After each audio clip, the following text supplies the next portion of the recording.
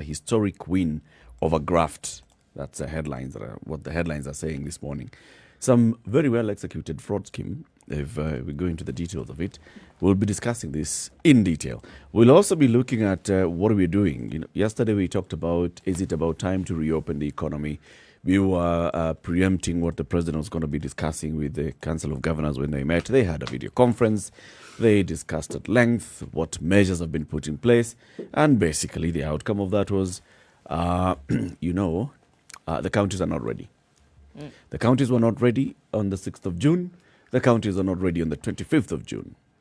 We still are not ready. So in terms of reopening, we may still need to hold the brakes again a bit. It also means that we have to release some cash. We'll be joined by Dr. Mercy Korir. She's our guest host for today. She will be joining us, and we'll talk about this in detail. Our fight against COVID, the progress that we've made, and what is happening around the countries and the counties. A lot of things. Let's start where we always start. The numbers in the 254 in the last 24 hours. What are the numbers that we saw in the last 24 hours? Pushing Kenya over. Now well over 5,000. New cases yesterday, 178 new cases. So that's where we are now. And then 5,384 is the total number of confirmed cases in the country. 1,857 recoveries with unfortunately 132 deaths. Low hospital admission as many change habits. And with the announcement of these new cases, it has also revealed that the reduced cases of pneumonia and diarrhea as a spillover effect of the measures put to combat the spread of the disease. So pneumonia and diarrhea are symptomatic illnesses associated with the infection of the virus, which causes COVID-19. As documented by the World Health Organization. And they see that, according to Dr. Kamuri of the Kenyatta National Hospital, the measures having been put in place of hand washing and people being extra careful then has seen a reduction in some of these other cases. So these are some of the things that they're looking at as successful byproducts of the measures having been put in place for COVID-19. However, experts sound shocked. Well, no, I think the thing is, I don't know if it's sounding shocked more than, at some point you've got to be seen to be winning, right? So these are some small wins that they see.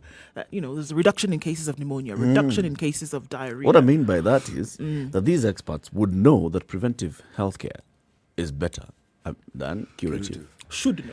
They would know. Yeah, they know. And now they're coming to say, you see, now because people are washing hands, come on. So it should have been obvious. Even for the policy, advising the policymakers that this is the way to go. Let's focus on preventive healthcare. You talk about this all the time. All the time. So results are here to be seen. And therefore, our efforts should be, even when you talk about universal healthcare, focusing on preventive healthcare.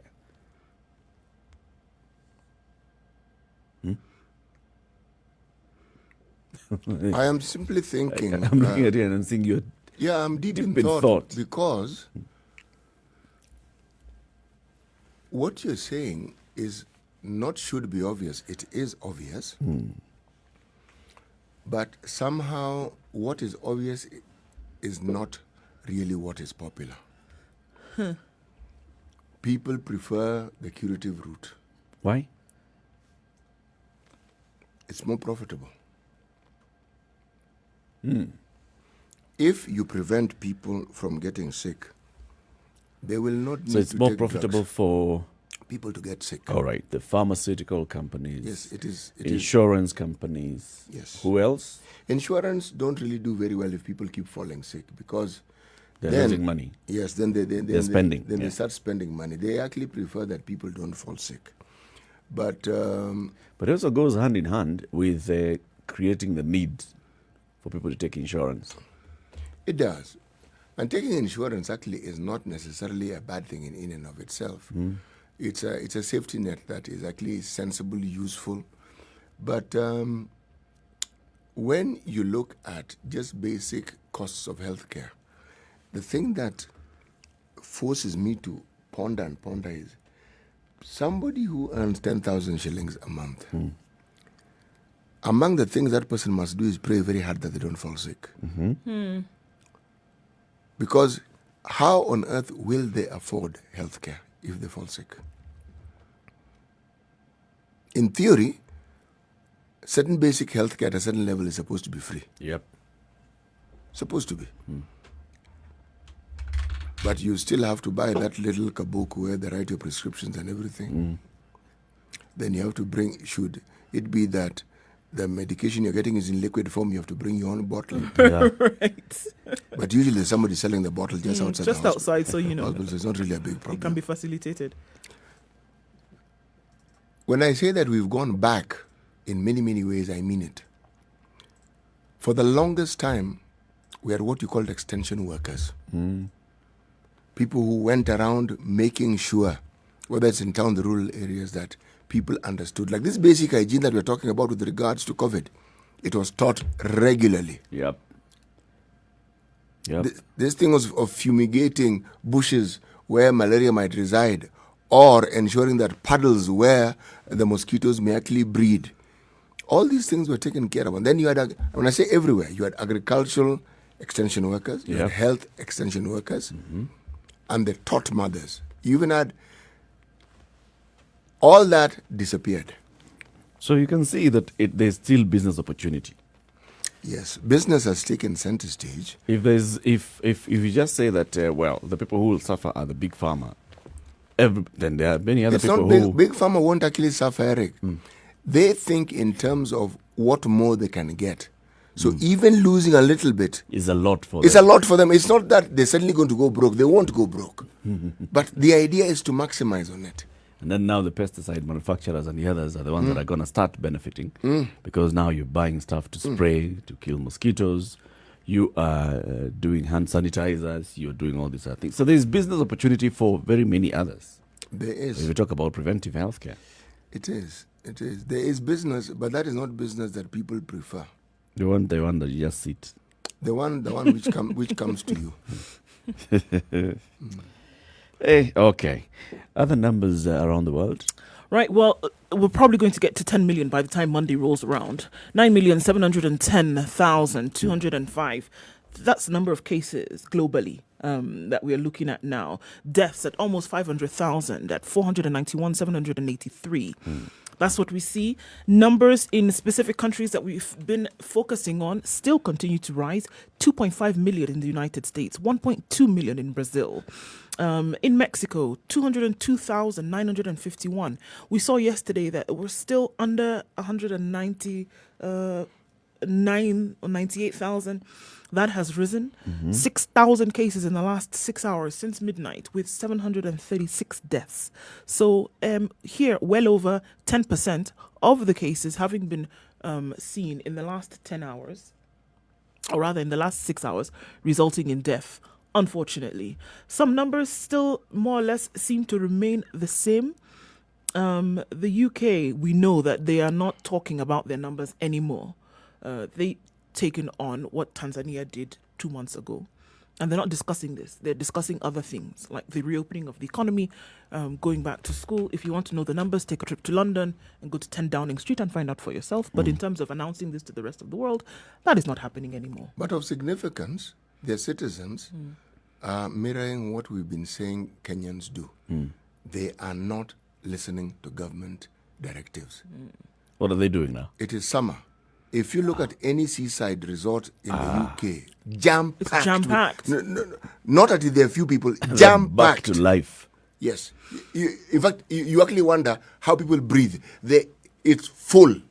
It is summer after all, and they only, able to access the sun for a couple of months a year. It's a short so COVID window. or not, they're going to enjoy the sun. And they It's a can't come short to Kenya window. to enjoy the beach or bush safari. So And hey. they've been holed up in their homes anyway for Yes. quite a while. In fact, these ones now have cabin fever. They have an excuse. We're free to go out, innit? Out. That's what they're doing. So 10 Downing Street is not making those daily announcements of what the measures they're taking, but are they not providing any figures like releasing press statements and such? No. Is it that they're saying, like Tanzania, we are not Yes. going to tell you what? That is what they said as of 2 days ago. They are not going to give daily announcements anymore. They have the figures themselves, but they're not going to make them readily available for global consumption. Really? Yep. Wow. Actually, I thought what they were saying is that they're not going to be doing the press conferences and giving updates on the measures because they don't need to do that.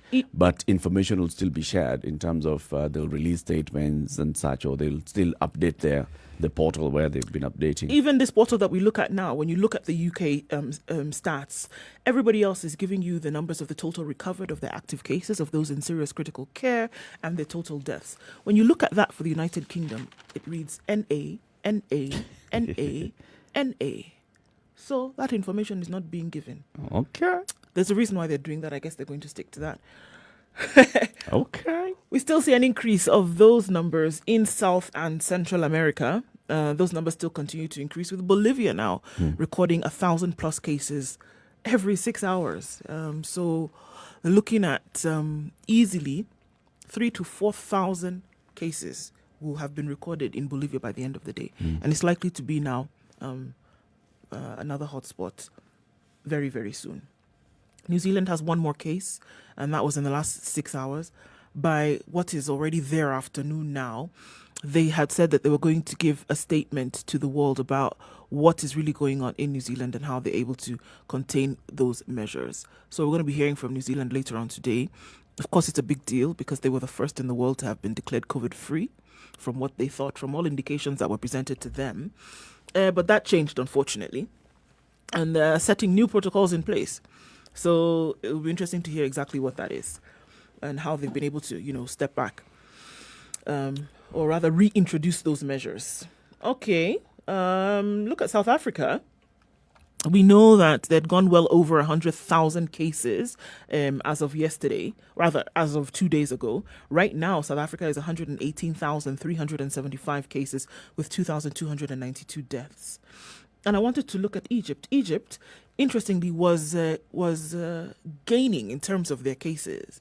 But now if you look at those numbers, 61,130 with almost the same number of deaths as South Africa. Mm-hmm. So half the number of cases in Egypt with the same number of deaths in South Africa. And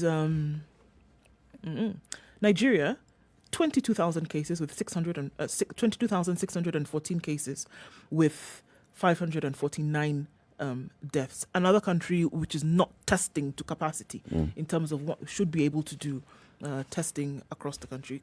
Population of 206 million people and having done under 500,000 tests. So that is what we see. That's what it looks like. That's the lie of the land. Yep. Okay, so to speak. Okay, let's take a short break. 16 minutes after 6 o'clock. This is the Situation Room. It's Kenya's biggest conversation. We are going to be looking at the weather shortly and then also give you an opportunity to win 1,000 shillings worth of free Safaricom airtime. If you've got your Safaricom mobile phone and you'd like to read the Standard newspaper today, just dial *550*2#. That's *550*2#. The Standard newspaper will be accessible to your mobile device at 20 shillings only. Just 20 bob out of your airtime and you read the Standard newspaper from page to page. You don't need to think of downloading any app. You don't need to worry about having data bundles. This is all you need. Safaricom mobile phone, *550*2#. Now, for a chance to win 1,000 shillings worth of free Safaricom airtime. On what page is the story? The headline of the story is XMP robbed of 2.1 million shillings. XMP robbed of 2.1 million shillings. On what page is that story in today's Standard newspaper? Good morning.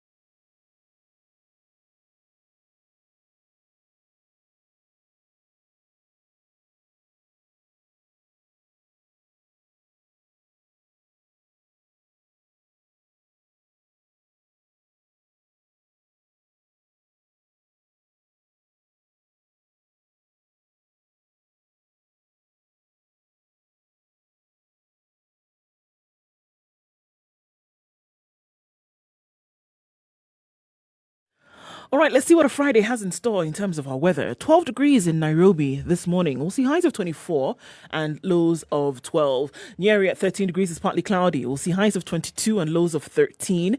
Nakuru, clear skies at 12, highs of 23 and lows of 12.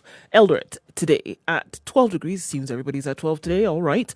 Thunderstorms expected for later in the day with highs of 20 and lows of 11. It's 18 degrees and clear skies in Kisumu this morning. Highs of 27. Showers expected for later parts of the day to go well into the weekend. And in Kakamega at 16 degrees is partly cloudy. We'll see highs of 24 and lows of 15. Mombasa at 24 degrees is mostly cloudy. Highs of 28 and lows of 24 with rain expected for the later parts of the day and leading into the weekend. Malindi at 25 degrees is partly cloudy. Highs of 28 and lows of 24. Showers expected to come in throughout the rest of the day and into the weekend as well. It's 18 degrees and partly cloudy in Kampala. At 26 degrees, that'll be the high with showers expected later on going into the weekend as well. Likely to be a wet weekend in Dar es Salaam. Currently at 24 degrees is partly cloudy. Highs of 29 and lows of 22. Let's take a look into Joburg, where it's quite chilly at 4 degrees this morning. However, clear skies and sunny conditions throughout the day. Highs of 16 and lows of 3. It's 26 degrees and clear skies in Lagos. 29 the high and lows of 24 with showers expected later on. All right, let's take a quick look into New York, where at 23 degrees, it's still Thursday night. We'll see highs of 29 for Friday with lows of 21. Clear skies in Paris at 22 degrees, highs of 31 and lows of 19, with showers and thunderstorms expected for later. And finally, for now, in London at 20 degrees, clear skies with a few clouds, but it'll be a showery afternoon into the weekend with highs of 29 and lows of 15.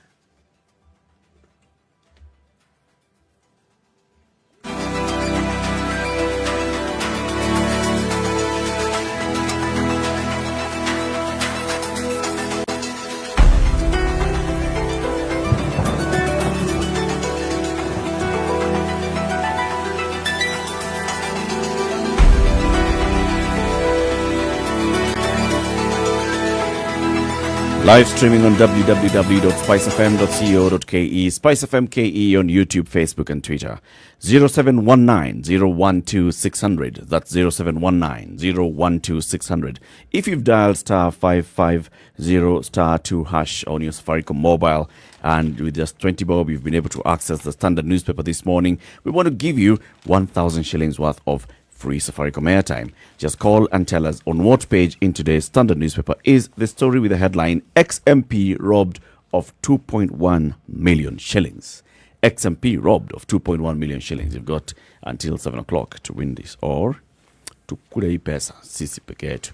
Let's take a look at the headlines. What do you have? Okay. Yes. MP loses seat and has to pay 1 billion shillings or serve 52 years in historic court ruling. I think all eyes were on the court yesterday and seeing what this meant for this particular issue. It's a big one, this one. And I know we'll look at this a little bit more, but just to understand that, the sentencing is what was taking place of these two individuals yesterday. And we know that there were appeals for suspended sentencing and things like that, but that didn't go through. Sirisa Member of Parliament, John Waluke, will have to pay more than 1 billion shillings to escape a 52-year jail term. Anti-Corruption Court Chief Magistrate Elizabeth Juma's orders also effectively ended Waluke's tenure as a legislator. I mean, I know we're going to look at this more in terms of later on in the show, but we asked the question amongst ourselves the other day that what does this mean in terms of his seat? Well, that's done and dusted. He's not going to be able to. Although he has to exhaust his options for appeal, but as it stands, he's a convicted fraudster. Yes. As it stands, he has to pay over 700 million shillings or go to jail. As it stands, this sentence and the orders of the court are to be taken to the Speaker of the National Assembly and the Parliamentary Service Commission. As it stands, the Speaker, upon receiving this, has to issue writs within a certain number of days, declaring the seat vacant, as it stands. But he has 14 days to appeal. Yes, he does. So let's take advantage of this for 14 days. As it stands, this fraudster called Waluke has to pay close to 1 billion shillings or serve 52 years. In his This story. person whom the media would have us believe is a fraudster. Not the media having you believe. The court has declared a fraudster. He is yet to appeal. Yeah, but that's not it. As we stand right now, Judgment has been he given. is a convicted fraudster. I will Today, call him this that morning. when he has, when This he has, morning. when he has exhausted all the legal channels that are available, and that sentence still stands, then he will be a fraudster. Maybe he doesn't want to appeal. Maybe he wants to pay. For the next 14 days, yes, until the Court of Appeal says, all right, or the High Court rather, says, all right, we have received this and we are staying the orders of the junior court. Until that happens, as far as we're concerned, this is a convicted fraudster. Well, all right then. This is what we see. It's a nice It would place be to interesting be, to see what the next 14 days It's a nice has. place to be. Where you yeah. can just stand up and call someone that, you know? But you know, if why I have kept quiet is because, given the fact that the court has ruled thus, we would not be wrong to say if the court had made no decision, then Yep. we'd be jumping the gun. Yep, There's no gun to jump here. it's done. Yeah, this one is done. Done. We're waiting for it to be dusted. Yep. We'll be discussing this in detail. We want to find out how did this case unravel, all right? So they have serious amounts of money here. We're talking about 297 million shillings, and some other extra monies. It rises to 300 million shillings plus. That was basically taken from NCPB into this company. For nothing. Yep, and clearly money was then divvied up among the people who were beneficiaries of this, including lawyers and all. We'll be talking to the EACC CEO, Talib Barak, at 8 o'clock, who will tell us, so how did EACC do the investigations? How did they prosecute this particular case? We'll get the details. It's juicy, is all we can tell you. It's juicy. Anyway, before actually we forget, Ndu, before we go to the next one, City, Yes. today's proverb. Today's proverb. Birds. Today's what? Proverbs. Birds sing not because they have words, but because they have songs. Let me repeat it. Birds sing not because they have words, but because they have songs.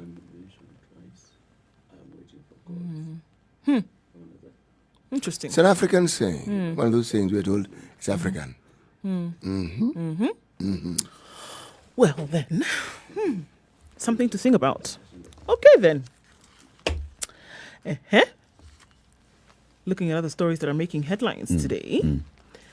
COVID-19 tests for vaccine begin in South Africa. Health workers were given Start again. Health workers were given a tuberculosis vaccine on Monday in a trial to see whether the formula can protect against the coronavirus. I think it's great that we see more and more people on this continent, or more and more countries taking, some kind of lead to get some of these things sorted out. So it's the BCG vaccine, right? Which most children, or we would hope most children, are getting at birth, within 1 to 2 days of birth. Hundreds of South African health workers were given a century-old tuberculosis vaccine on Monday in a trial to see whether the venerable formula can protect against coronavirus. Devised at France's legendary Pasteur Institute 100 years ago, the Bacillus calmette-guerin vaccine is one of the world's oldest and most trusted immunizations. We vaccinated the first participants this morning, according to Duncan MacDonald, head of business development and marketing at a clinical research organization called TASK.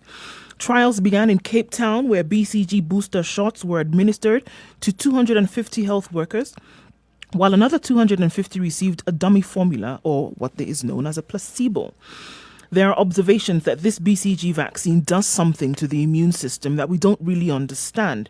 Children immunized with the BCG tend to suffer less from respiratory illnesses, including asthma. It makes the immune system cope better with respiratory tract infections. No one actually really understands why this works, but somehow It does. And according to them, if you can reduce the COVID-19 symptoms just a little bit, you will probably get people to survive this better, or not even have to go to hospital, or not even becoming ill. In South Africa, around 300,000 people catch the TB each year, one of the highest rates of infection in the world. Each year, 63,000 people die, according to the World Health Organization. So, we also know that participants in Australia and the Netherlands will be given the vaccine for the first time, as there is no policy of administering the BCG vaccine in these countries. So Australia and the Netherlands. And South Africa. I'm assuming that the South African medics had gotten BCG when they were young. We can only assume. So this is like what? This is a booster shot. A booster shot. Right. So the booster, as vaccines happen, once you get a booster, basically that's what it is. It's basically to up your immunity just a little bit more. So this could prove helpful, especially when it comes to things like COVID or other respiratory illnesses. And they'd like to see if this would work. Okay. Have you heard of, there was talk of trials taking place in Kenya? Remember? Yeah. Oxford University working with Cambridge, applying to do this in the country. They were the initial stages where they were seeking the approvals for this to be done. So that is where it's still in the approval stage to start out. It has not actually commenced yet. Okay. So remember, you can call us 0719-012-600 for a chance to win 1,000 shillings worth of Safaricom airtime just by telling us on what page this story is. XMP robbed of 2.1 million shillings. This is the story of former Wajir Senator Abdirahman Hassan, whose driver is alleged to have robbed him of 2 million shillings. So the police are looking for this driver. So XMP robbed of 2.1 million. He had 2 million shillings. He had 2 million shillings in a car. Good. And then car goes missing, driver goes missing. Money goes missing. Driver not found, money not found, car found. Did the money really exist? So he says. Driver not found though. Motive. Boy take off. Maybe it was 210,000 bob. Or no. Or maybe it was 20,000. Or maybe it was 20,000 shillings. 0719-012-600. Jude Odwar from Westlands, Nairobi. Good morning. Good morning, Eric. How are you? I'm fine, thank you. How about you? We're well. Have you downloaded the Standard newspaper on your mobile device? Yes, I have. Hey. On what page is this story? Page 8. It's on page 8 of the Standard this morning. Yes. This is what you reckon. What's the headline for the story? XMP robbed of 2.1 million shillings. What's the story about? It's about the ex-senator of Wajir, Abdirahman Hassan. Mm-hmm. So he went for a meeting with his driver to KCC. Mm-hmm. So at the back of the car, he had a sack of 2.1 million shillings. Right. So at 3:30, after coming back from the meeting, he found the driver missing and the car missing too. So later, when he reported to the police, the car was found about a kilometer away with the keys still in the ignition and the driver missing, yeah.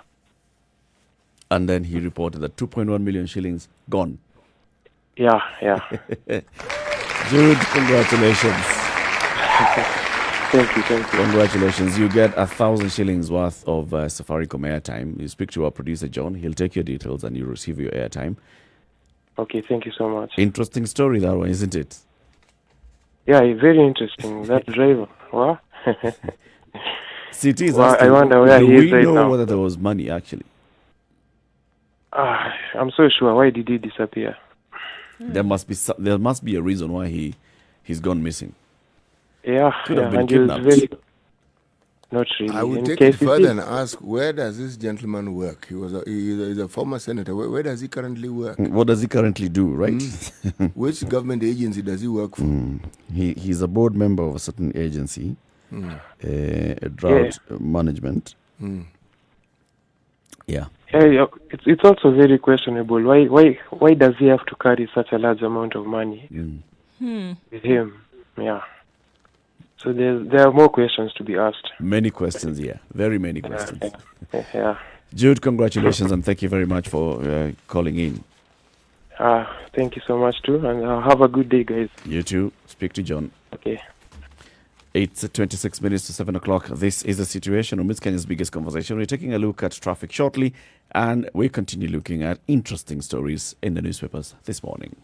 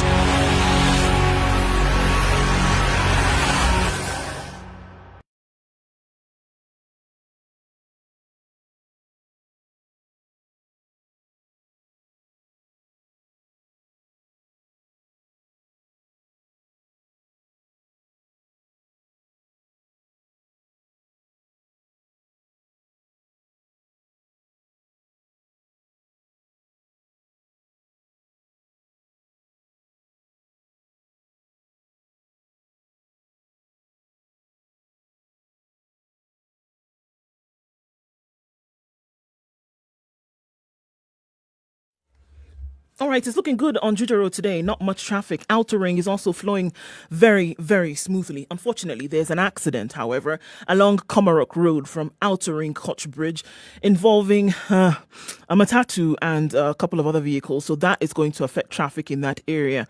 It's moving very well from Namanga Road at Kitengela all the way down towards the SGR on Mombasa Road. It's going to clog up in a short while, that's for sure. We don't know what Friday has in store, but from all indications, it might not be so bad this morning.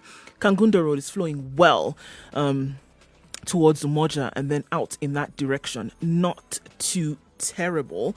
On Thika Road today, it's crawling along slowly, no hold-ups at the moment. We want to see what that looks like in about an hour or so. So if you're out now, you're not going to have too many issues trying to get to where you're going. If you do, or if you bump into something that other people should know about, please don't hesitate to let us know on SpiceFM KE on Twitter, and we'll spread the word. Let's see what Friday has in store. Hopefully, it won't be too bad.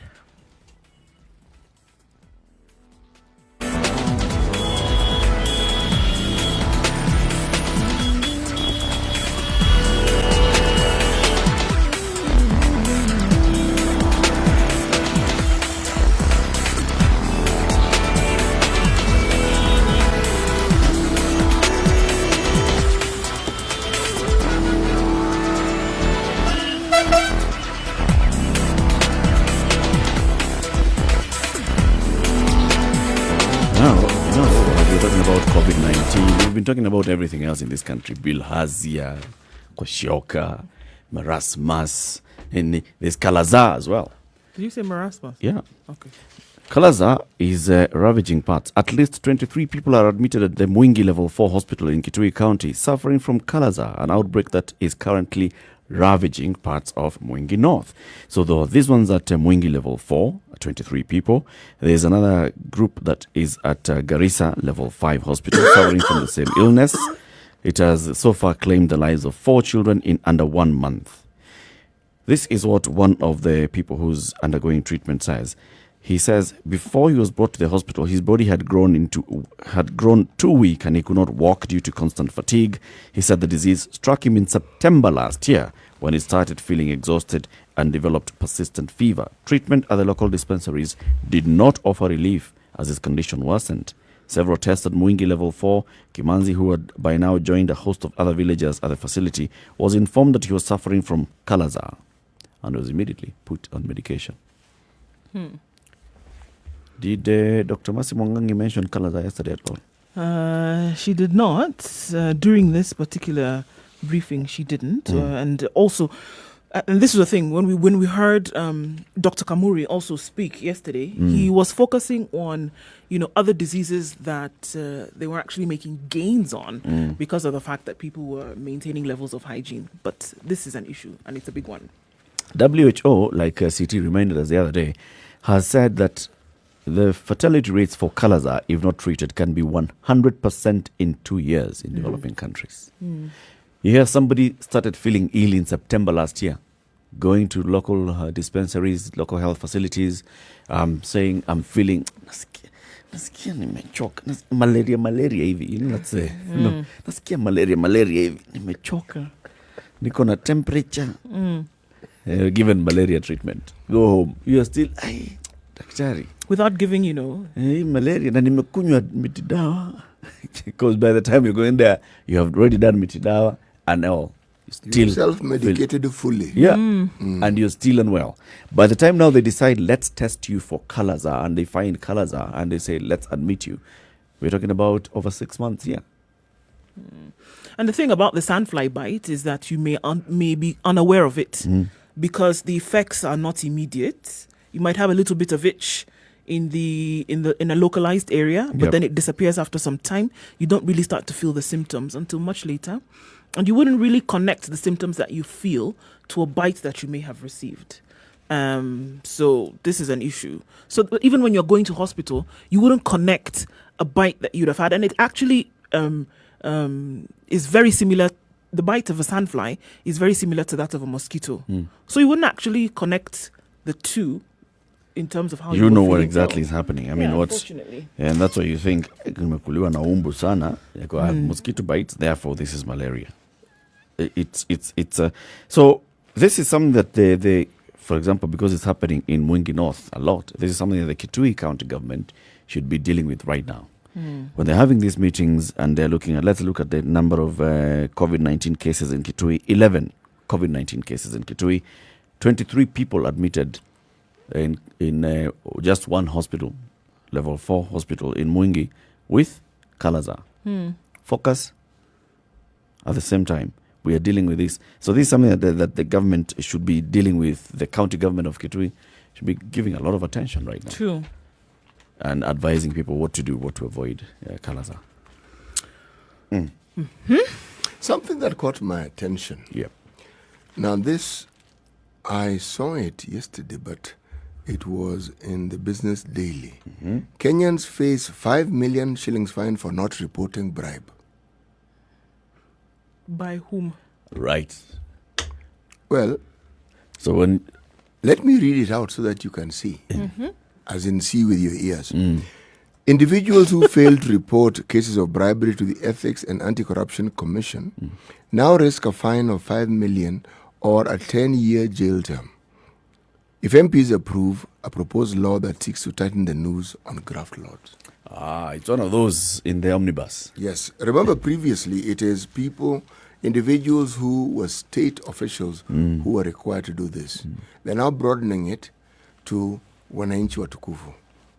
What I wonder though... So if someone demands a bribe, you should and the report witnesses, or if you're part and parcel of witnessing it, could be they're Reporting demanding yourself. it. Yes, exactly. Reporting yourself. or even participating. Yes. So you should report yourself. You should go and report Basically, yourself. one way of fighting graft is by saying that if you do not report it, then you're also culpable. Yes. This is what we are saying. You can't just be complaining, oh, these cops are demanding bribes too much, oh, some action should be taken, and then you're giving them the bribe. No, go and report them. If a cop is caught with 50 shillings and you're in the vicinity and you're the one who's given that bribe, pia wewe, inside. It's an interesting one. That's interesting. Because essentially what they're doing is they are broadening the scope for whistleblowing. Yeah. So all these They're fellows... incentivizing whistleblowing. So all these individuals in public offices who have thrived on receiving bribes for doing what they already paid to do, I wonder, because over time, the habit that people then acquire, because they find it is easier, is to prefer a bribe rather than to fight it. It's quite interesting. When we come out of this break, let's look at what is happening around the restive areas of Nandi County. 2 people were shot dead in a protest against the killing of a cobbler. So far, from that headline alone, how many people are dead? 3. 2 shot dead. The cobbler also was shot dead. There you go. Or he was killed. We don't know if he was Yes. shot, but he was killed. And these other fellows. But the cobbler was shot. Oh, he was shot. He was protesting about the mistreatment that the police was meting out to motorcycle border Border riders. operators. He was alikuwa anawatetea. He was speaking on their behalf. For his efforts, he got shot. And so now others who protested on his shooting then got shot. Yes, but the OCPD, whose house got touched in the process, claimed that one such person was shot, when he entered the police station with a view to burning it. The other one who was also shot was shot when he climbed the post on which the national flag is hoisted to try and bring it down. So apparently he slipped and fell to his death. My good And Lord. then the gunshot. The guy who tried to apparently burn down the police post, His or own police was station, shot. him was shot. Cobbler shot. This other guy apparently fell to his death. But he has gunshot wounds. That's what Okay. happens when you fall from such a post. In a police station. Yes. CT, stop It's 6:45. This is the Situation Room. It's Kenya's biggest conversation. Keep it right here. We'll be looking at that story in detail shortly.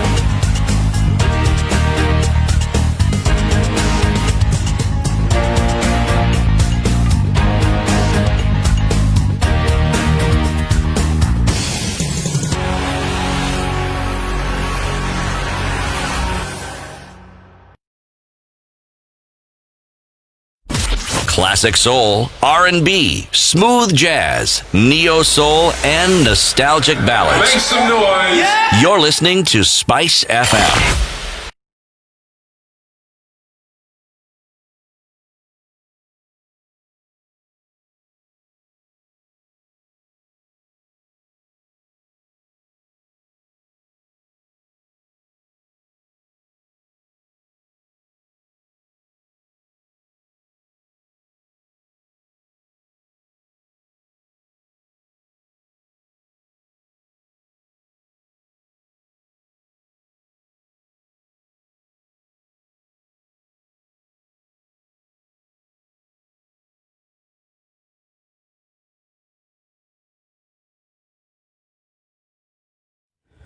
So this is a place called Lesos in Nandi County, and this is what happens.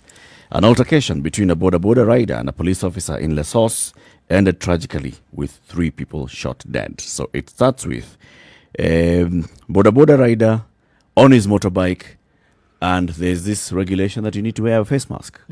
Border guy not wearing face mask, allegedly. 2 police officers on patrol confront the border guy. Wear happy face mask, you know what happens in such incidences. Then this physically disabled cobbler, right, called Lazarus Tirop, tries to come and talk to the police officers and tell them, come on, guys, you know what's happening. In the ensuing confrontation, Mr. Tirop, the cobbler, gets a bullet to the head. People see this, people now react. People head towards the police station where these police officers had come from, and they, first of all, torch the OCPD's house. Just for starters. Yeah, just for starters. As they're dealing with these other things, now cops are enraged. They're like, hey, hii kurusha mawe kwa polisi. Hii ni kuchoma polisi. They react. People are shot. 2 more. Others are injured. The OCPD, like CT said, says it's true 2 more people have died. One was shot after he entered the police station and attempted to burn it. The second person climbed the flag post and tried to lower the flag before falling to his death. Upon which a bullet dislodged from one of my officer's guns and entered his... Well, I don't know. I'm adding this. Okay. But Eric, I think you missed the point. When you slip from a flag post and fall down, the indications, anyone seeing you on the ground will not know what will have happened. Oh, So how you get to know is when you have bullet wounds.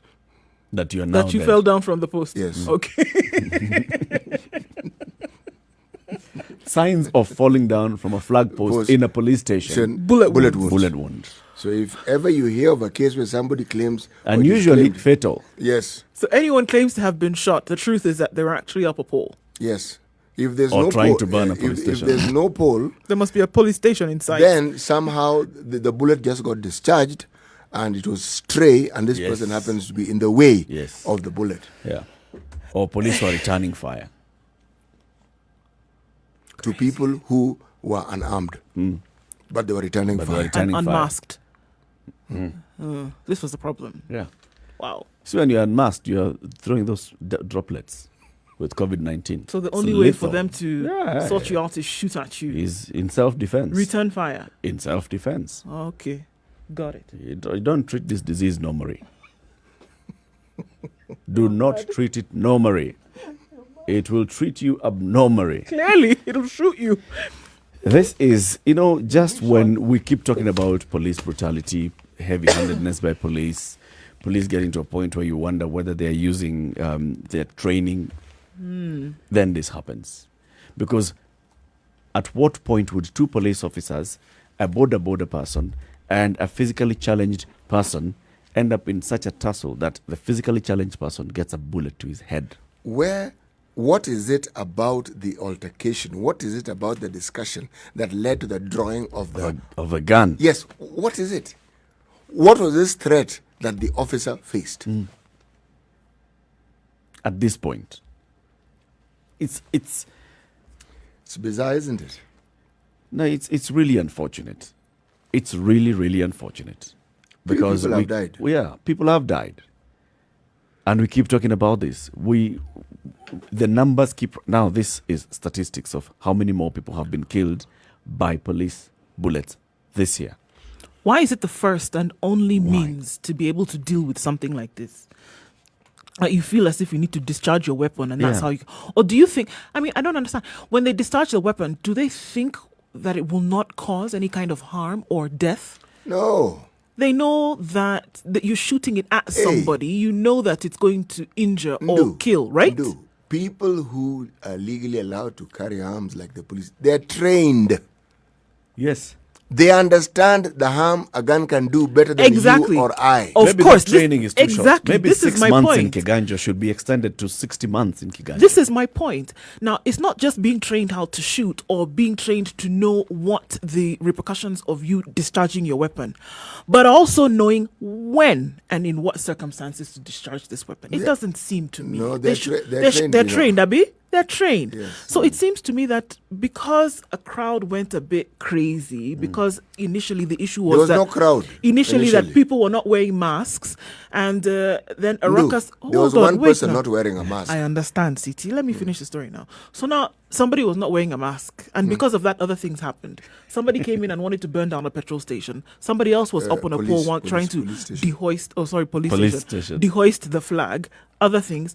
To me, Torching the OCS. to me, it doesn't. House. It doesn't seem that the next action then would have been to discharge your weapons. Are these acts then worthy of death? Or what do you think is going to happen if you shoot Sometimes somebody? they discharge weapons. If, say, there's an unruly crowd, they discharge the weapon in the In air. the air, but Yeah. in this case, it was not in the air. We can't say that it was in the air and then it No, landed but- on somebody. But remember where this guy was. He was on the in pole. air. He was somewhere, yes.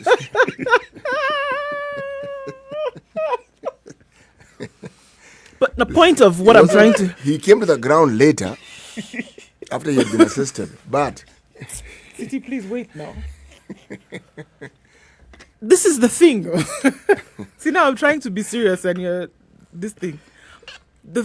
Tell him what you're telling him. Abiro. yes, But my They my are point is trained, that Abiro. they are trained. We know this, but at the same time, it's not just a training in what you do with your hands, but training in how you engage your mind before you engage your weapon. You should know that there are some circumstances Is that training within enough? which it's not. It's clearly. 6 months going to Kiganja for 6 months. You're running every day. You're running in the morning. You're running in the evening. You're saying, yes, Afande, do Afande. You're being basically Because that's just the made physical to part understand. of it. Yeah. Follow command, right? First of all, there's that doctrination of, well, you've got to be indoctrinated into understanding command structures and into understanding your place in the pecking order. You follow command. There's that. And then there's the second thing of you're being taught the penal code, all those things. You need to understand how, then you're being taught psychology of how to deal with people. When somebody comes and they're completely out to irritate you and annoy you, how do you react? When somebody comes and they are completely dejected and they seek your help, how do you react? When somebody comes and, what they're reporting is something that is completely shocking, how do you react? All those things. 6 months. I don't think Maybe it's enough 6 months actually, is not because enough. you think about it yourself. If somebody came at you and they were quite irate and irritated, would your first port of call be to reach out and slap them in the head? Well, sometimes. You would. I mean, It depends on how they're coming. exactly. But If they're do coming do you have completely the time? there to kind of try and show you, what are you telling me? I'll slap you first. Natural reaction. you must understand what the slap is meant for. It's to calm things first. Yes, sometimes, but it's also to rearrange your thinking process. Yes. But in this case, with a gun, you arrange your thinking process forever. Your hand is But it's occupied dead. by the gun. So what do you do? That isn't rearranging the thinking process. It's ending it. Yes. It's showing force. Everybody, we see even people who are licensed firearm holders doing the same kind of thing. We I have think a we case have against gun-happy cops. against Babu Owino in Trigger court. happy. I People think- who have guns, you have this other sense of power. You want to shoot it when And you have that's it. why, in fact, they even talk about the Kenya Gun Owners Association talks about having all these sessions to show people how to be very, very, very careful and responsible with this weapon. Because what you're holding is power. I think When we you have a gun, this is power. I And think you we want to have show somebody who's trigger-happy trying to come police. and show you, trying to poke a finger at your face. Show Shoot them, them. come on. shoot them. Talk up. You die. I think we have trigger-happy police. I do. I think we have trigger-happy police, and that needs to Actually, be dealt with. It's something that was discussed at great length yesterday in the Nation newspaper. But it's something we perhaps need to discuss even further and ask some of our more senior policemen to come and try and explain this to us. Because it's not just a question of them shooting. Remember, incidences such as the one we are referring to, what the newspaper indicated yesterday is that there has been a 40% increase. 40. Now, 40 is not a small percentage. Of deaths Yes, as a at result. the hand of the police. Yes. Death, not injury. Death. Yes. Yeah. Now, that is alarming. So the question you want to ask is, what on earth is happening to the police? What is it? What is this thing that is making the police feel that they need to address issues by discharging their weapons lethally? Shooting in there is not lethal. But aiming it at people, That's the problem. well, it ends in death. That weapon is actually intended to cause you harm. So if it's discharged in a manner that perhaps isn't clearly thought out or indicated, deaths increase. Yep. This we know. It's a question that must be investigated further. It should be investigated further. We spoke with the CEO of, what's it called? The Independent Medical Legal Unit, AMLU. Yeah. And he was giving us the statistics and saying, look, we have worked with police officers, we have, been involved in the issue of police reforms. It is systemic. This thing runs deep.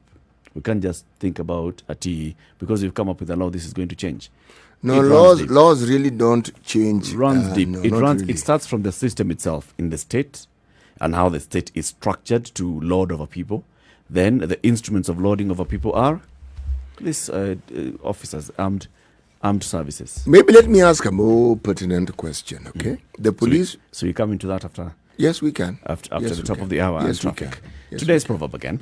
Today's proverb: birds sing not because they have words, but because they have songs.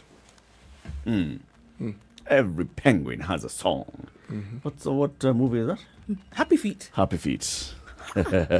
It's a situation room. It's Kenya's biggest conversation. Coming up to 7 o'clock. Keep it right here. We are continuing the conversation on police brutality, looking at what's happening around the country, and also looking at other interesting stories that have been covered in the newspapers today. Good morning. Remember, you can watch us on www.spicefm.co.ke and also watch us on Facebook, SpiceFM.ke, YouTube, SpiceFM.ke, and Twitter, SpiceFM.ke. And I'm saying watch, not just listen. Good morning.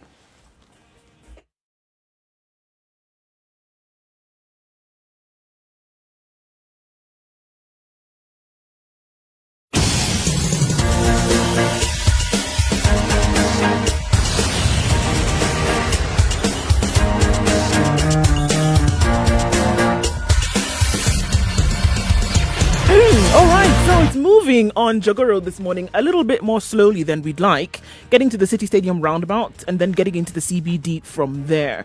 It's moving also on Juja Road and the junction there as you try to get out into the CBD. You wouldn't have too many issues. It's a little bit slow, but it'll be fine.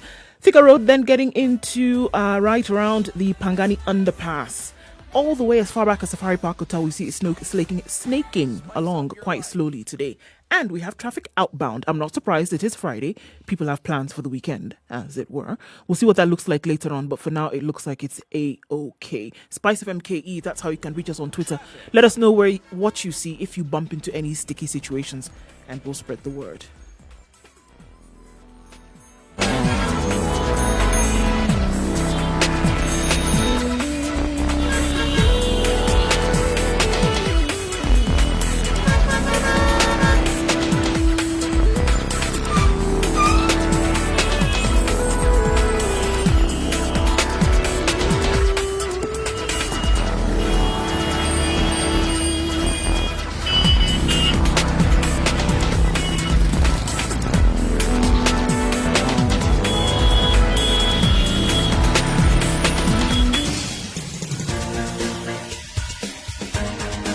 This is The Situation Room, the home of hard-hitting political commentary and penetrating insights about the state of the nation. This is a talk radio experience like no other. The Situation Room, a place for hard truths, debates, and elevated conversations. The Situation Room, witty, political, engaging, deep, controversial. In the room, we have C.T. 2.5 minutes after 7 o'clock. researcher, Thank you very much for academic, tuning in to The seasoned Situation political right here on observer, Spice FM.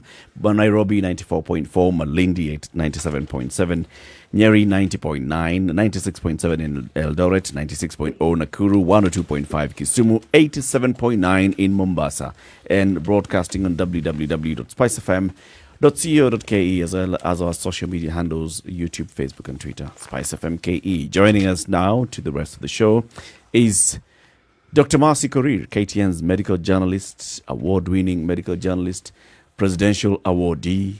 Yeah, you know. We haven't seen you since then, have we? Recognized by the president. I've come No. back.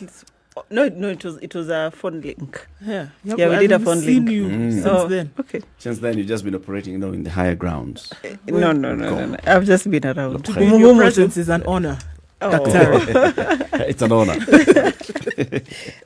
Yeah, operating like the president. Now, if you want to see me, we just do video calls. Oh yeah. We are keeping away from the Or virus. you'll tell your people to get in touch with our people. Yes. Or my people will call you to set up an appointment. Reach out to my office. Yes. Okay. But we are trying to keep away from the virus. As you've seen, those numbers are not to joke around with. The numbers may very well have been there all this time, but it's only now that the efforts we're making are ensuring we actually... Find. Yes, but they have been there. All along. Yes, they have. Okay. We'll talk about this in detail at some point in the show. Back to the conversation that we had started. Police brutality. We've seen what happened at Lesos. 3 people have died. Police officers are to blame. 2 of them have been shot. 1 fell from a flag post. and a senior police officer's house has been torched. And then we went into why does it keep happening? I mean, why? No, not happening. Why is it escalating? Because this is not happening. When you have a 40% increase, that is not happening. That's escalating. an That's not even escalation. increasing, it's escalating. It's shooting up. Sorry, pun not intended. Yeah. Yes. 40%. That's a jump. That's a huge No, jump. it's massive. It's massive. 40 is next to 50. Yeah. Yes. So it's like if 8 people died last year, now it's 12. Not good. Not good. What is it that is happening within the police force? Is it the recruitment? Is it the training? Is it the socializing of them within the the work environment that they are in? What is it? I think police is a force as opposed to a service. Where, because I have said, you do, if you don't do, utaona mimi ni nani. Yes, now that is a carryover from colonial times. Yep. As one Brian O'Barrett likes to remind us, it is a carryover because the police force in colonial times was not set to keep law and order. It was set up to keep Africans in check. The police, whatever you want to call it, service force, is an instrument of the state. So let's look at their father. It's the state. It's the organization of our structures of state that are like this. Because that's how they are. Even when we talk about we'd like to reform our police and stop calling it a force and start calling it a service, say we want to create other structures that increase internal mechanisms of transparency and accountability within the police, create IPOA, create internal investigations unit, internal affairs unit of the police, look at how you're recruiting the police officers, how you're training them, all that. Ask police to live among civilians. Ask the police to live among civilians, come up with community policing programs, all those things. If the structure is not changing, it doesn't make any sense. We head back to the state, the owners of the police. Because with all these changes, what has happened, what we were changing these things for did not go down. The atrocities did not reduce. They have increased. And at a time when you cannot actually say that there is unrest within the country. In fact, the unrest seems to be coming from the police force. We call them police service now, isn't it? Yeah. Force is a better word. I think what all these changes did was to try and address the hardware, but not the software. Because at the end of the day, you're dealing with human beings. They'll be emotional at some point, they'll be angry at some point, they'll be happy at some point. So is their training addressing who they are as people, as persons, in order to enable them to deal with people more humanely and in certain circumstances? Because if from the outset, if the training is, as we know it, where there are superiors, what the superior has said, you follow, you don't question, then you don't train people to see civilians as people, but you train them to see them as lawbreakers, vichwangumu, and all of those bad things, such that your first reaction is aggression. And I think it's the same thing that we are seeing in the US and in the US, where for a white police person, when they see a black person, they already see danger. Yet, this could be somebody going about their duties, and there have been so many cases to illustrate that. So if from the word go, when you get into the service, your training sort of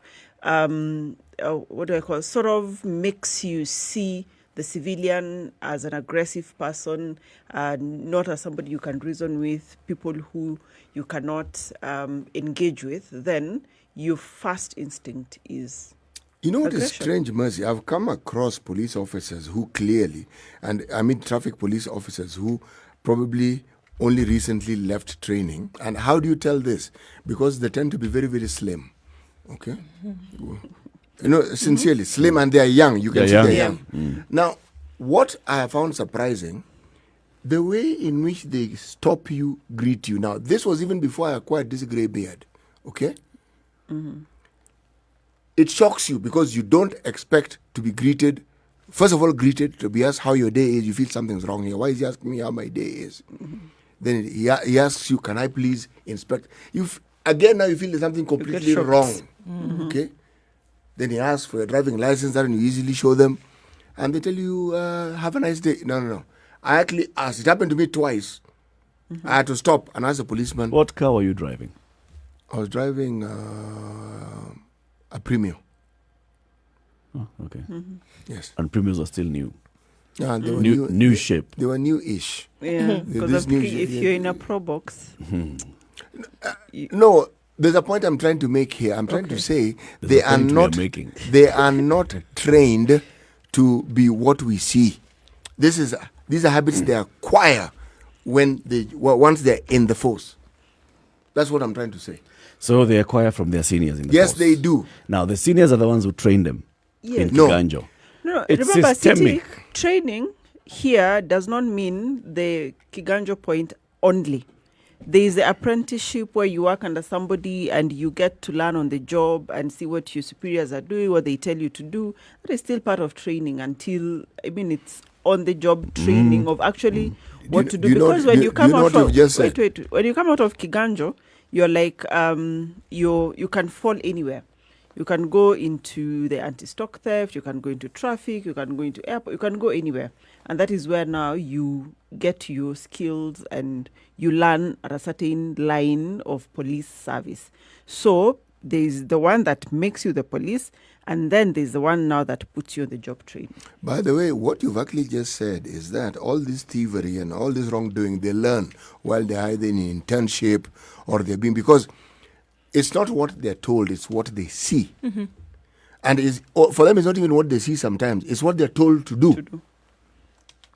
Yes. So that's where they pick it up. It's a system. And why is it that all this is allowed to happen for all these years? You keep talking about it and you see nothing happening. It comes back to the government, the state system. The system that we have, what we inherited from colonialists, was not just a police service that was brutal. The police at that point were an instrument of the state to quell tensions, not tensions, but the uprising by these black Nyodis. That's what was happening. It was carried over. Now we have it here. What is the state using? The state is using the police as an instrument to basically just control people. So No. to the state, that system Eric is is not control, subdue. Subdue, yes, thank you for the word. It's just for subduing people. The system, if it's structured that way, you can take this person to Kiganjo. You can even say that Kiganjo they're only going to be trained by the saved police officers. Right? But those who are saved The and ones born who are again. carrying the Born Bibles. again. Yes. Okay. Those are the only ones that are going. Those ones that go to preach and they say, I cannot take a bribe. And some even try to live those ideals. You can pick the very best police officers, those genuinely honest police officers, and take them to Kiganjo. You're the ones who are training our police service system. Same. Come out of that, they get deep into the same murky waters. So this whole thing that we keep talking about, when you're talking to IPOA, not IPOA, but IMLU, when I'm speaking to the IMLU boss, remember he told us, for example, look, at the beginning of these curfew stories, the Inspector General of Police said, I have instructed my officers on the ground. This is how we are going to behave during the curfew period. All right? After the Likoni chaos, he came out and said, in fact, there are protocols on how to carry out and enforce the curfew. Soon after, there were all these issues. Did you see the IG saying, I am taking direct action? They have disobeyed my direct orders? No. Up until now.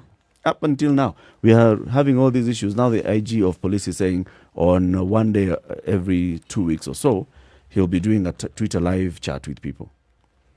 Which people? You and I, you can talk to him and ask him questions. And he'll be responding on But Twitter. Where are the majority of the people? Are they on Twitter? Who will you be addressing on Twitter? Give an example of this incident that happened. The It's cobbler. it's would one not be avenue. It's one on avenue. But you Twitter. see, the point The is, cobblers, yes. it's one avenue. But the point is, even if he said he'll be going to radio, I'll be on Twitter this day, I'll be on radio the other day, I'll be wherever, still, if he's not addressing something like He's this. not addressing it, he's actually just talking. Yeah. And he's entered the realm of politicians who, with every problem, they talk at it. Now, he also wants to join them and he wants to talk at what is actually being told. But, Eric, when people talk of reforms, because I've heard of reforms being suggested being brought to the police force. Clearly, these reforms don't achieve what it is that they were intended for. That is, if they were implemented at all. Yes. But the question still has to be asked. What sort of people are we recruiting? Because we had all these problems before, but you didn't see this number of deaths. Maybe you So didn't what see do you that, think? Maybe you didn't see that the sort number of people that we are deaths. recruiting are people from our community, whatever kind you're saying. Because I think when I hear you say that, I'm hearing you asking, we are recruiting people who got C minuses and below or stuff. It's not. It's, We I'm are recruiting asking. people who are able to run and have straight teeth No. and have a certain height. Just to that point, it could be that now we are more vocal and talking about the deaths, the brutality, the harassment, the assault. Everything could be now that we are vocal, we are recording, we are reporting, we are talking about it. But maybe they could have been there before, but because of the nature of the freedom of expression, freedom of speech, then we were cautious. And then remember, we live in a We're not society. cautious. We're afraid.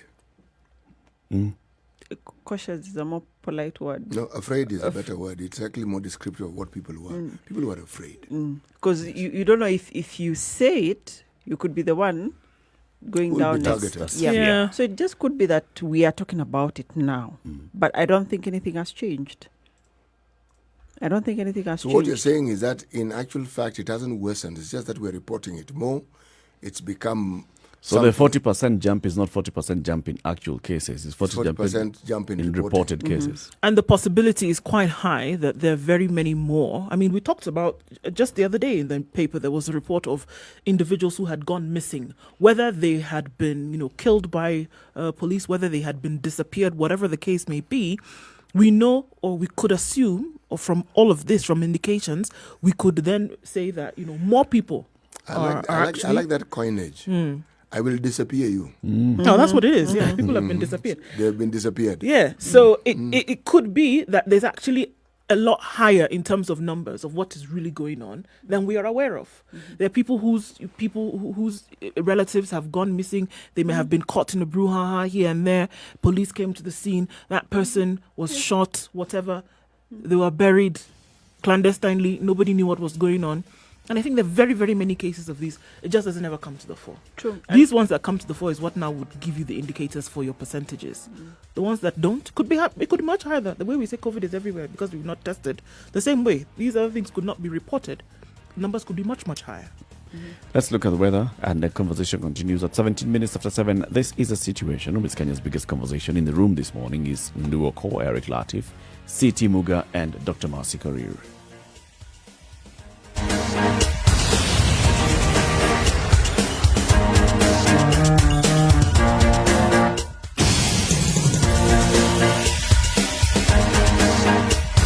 All right, the sun is peeking through the clouds in Nairobi today at 12 degrees. We'll see highs of 24 throughout the day. And then in Nyeri at 13 degrees, clear skies this morning, highs of 22 with partly cloudy conditions to go on through the day. Nakuru, mostly cloudy at 14 degrees, thunderstorms and rain showers expected later on with highs of 23. And in Eldoret this morning, it's partly cloudy at 13. Thunderstorms have been forecasted for later with highs of 20 and lows of 11. Kisumu at 16 degrees, highs of 27 with showers later on. Kakamega will follow in fine form with thunderstorms later, highs of 24 going well into the weekend. In Mombasa at 24 degrees, it's mostly sunny with rain conditions coming in later, highs of 28 and lows of 24. Malindi is partly cloudy at 24 degrees. We'll see highs of 28 with showers later in the afternoon. We'll see Kampala having rain in the afternoon with highs of 26 and lows of 18, partly cloudy conditions through most parts of the day. Dar es Salaam is partly cloudy at 23. Highs of 29 and lows of 22. And in Joburg, where it's rather chilly this morning at 4 degrees, we'll see highs of 16 and lows of 4, but with mostly sunny conditions. And finally, for now, in Lagos, clear skies at 26 degrees. We'll see highs of 29 and lows of 24 with rainy conditions through most parts of the evening.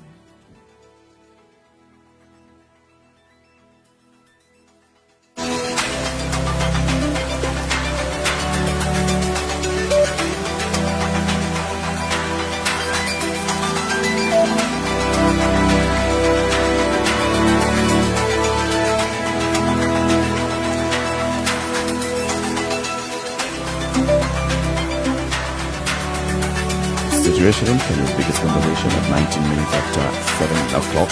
We are talking about police brutality, police reforms, the long and short. Look, police reforms flopped, right? It was designed to flop.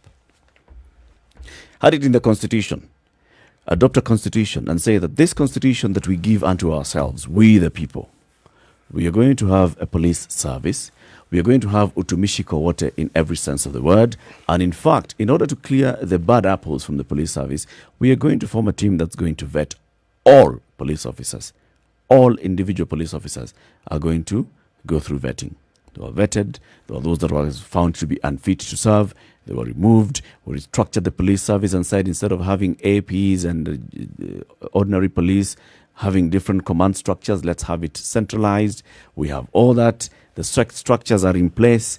The watchdog structures are also in place. Training has been revamped. I don't know what, but we're still finding this happening. People are still complaining about the heavy-handedness of police officers. And the action being taken against such officers, it's, a drop in the ocean. So yes, IPOA the other day had the highest number of police officers being taken to court for various offenses since IPOA was established. But is that not progress? It is some progress. But also look at the progress, the 40% jump. Maybe it's commensurate. Are they with commensurate? that. Yes. The issue of hearing policemen being taken to court was something that was so rare, it might as well be a meteorite. But now it is not uncommon. Okay? It isn't. So at least there is some movement in knowing that at some point there will be some consequences. Yep. Yes.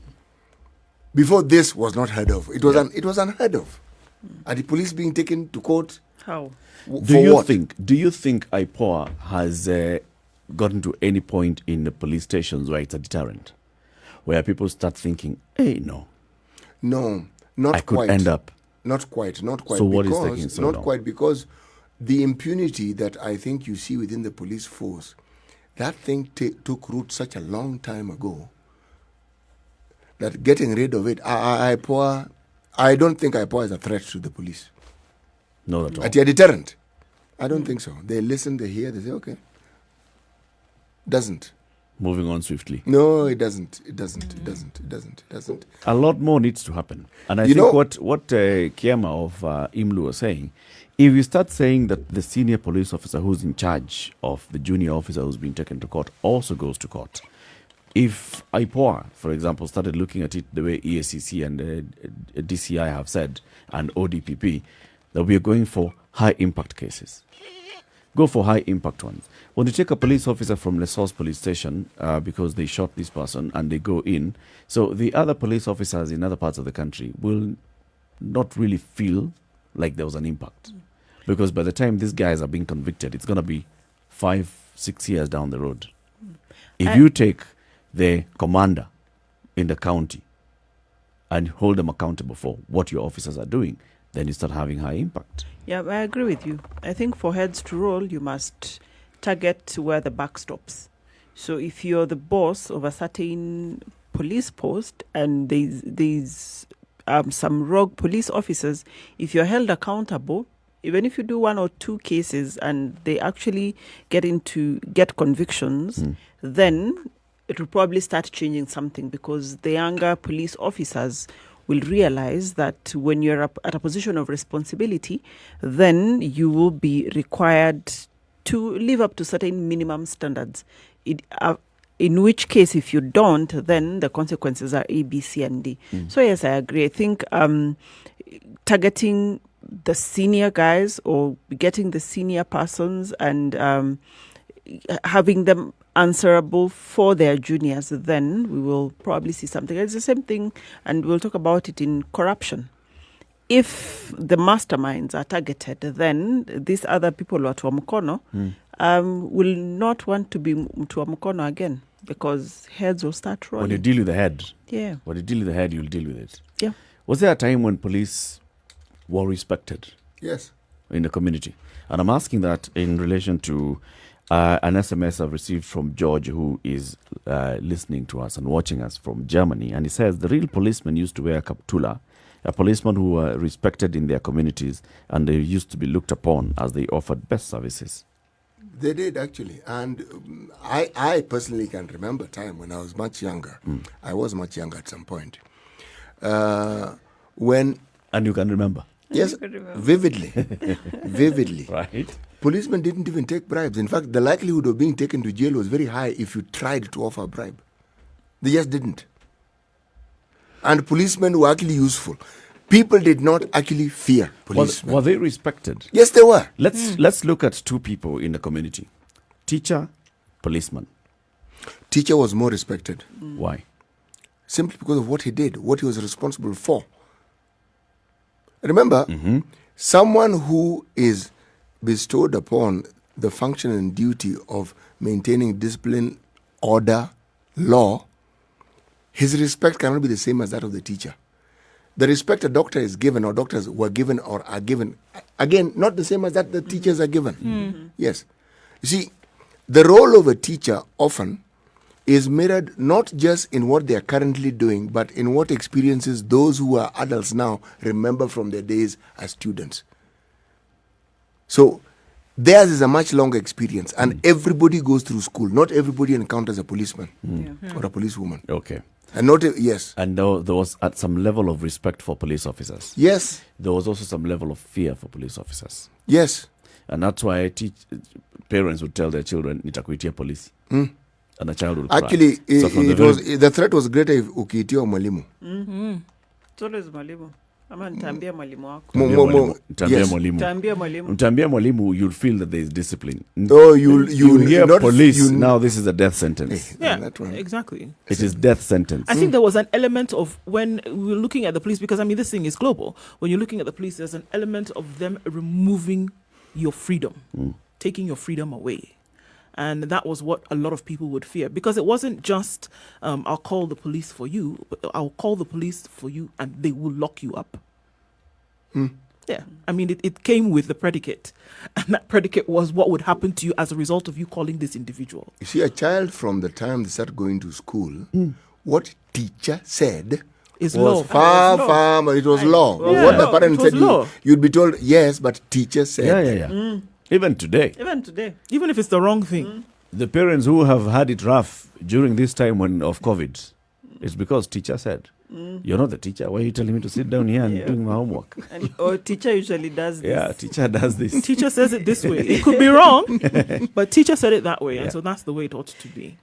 It's interesting that we talk about, that if we saw heads at the top rolling, then that is when you would see that members of the greater force would fall in line. Let's look at what happened in the United States just a couple of weeks ago, when another individual with all these protests going on was killed. His name was Rashad Brooks, right? Yeah. The chief of police of the Atlanta Police Department resigned. And she did this because she said she wanted to then pave way for actual reform to take place. And if she stood there, it would seem as if she was blocking... Condoning. Or condoning what was rife to continue happening. So stepping aside to say, actually, you know what? Let the reform then come in. So we see a glaring example, and because of that, and then because of this shooting, we had people resign, others were sacked, etc., happened. But the head for whom the responsibility had been placed removed herself from the equation to allow then this thing to happen. And I see that very clearly now, because if the top where the responsibility is seen is not then taking any kind of responsibility for what is happening amongst the people to whom they answer, then there is a problem. And it cannot be that, we'll do investigations. Let's just look at some chronology of events that took place. Last year in Kisumu, we saw where a boy was shot because he was trying to defend that his cousin had been knocked by a car. He was shot, killed. They told us investigations were going to take place. We've never heard about that story again. There were individuals who were shot randomly. We've never heard about that again. COVID came along and a young boy was shot sitting on his balcony. Police shot in the air. Yes, that case has been taken to court, and the policeman has been, and the police whose gun was discharged, however we want to look at it, then now has been charged with the murder of this 13-year-old boy. Now, we don't know how that's going to end. Is it making anybody jittery right now? Not really, because even after that, you saw that still these things continue to happen. Now, if the commander of his unit was then called to answer, or if the commander of his unit was also asked to share in those charges, I'm telling you, there would be jittering across the board. And people say, actually, you know what? When we go out for these things, maybe we ought to be a little bit careful, because whom are we supposed to be protecting? Whom are we really supposed to be serving?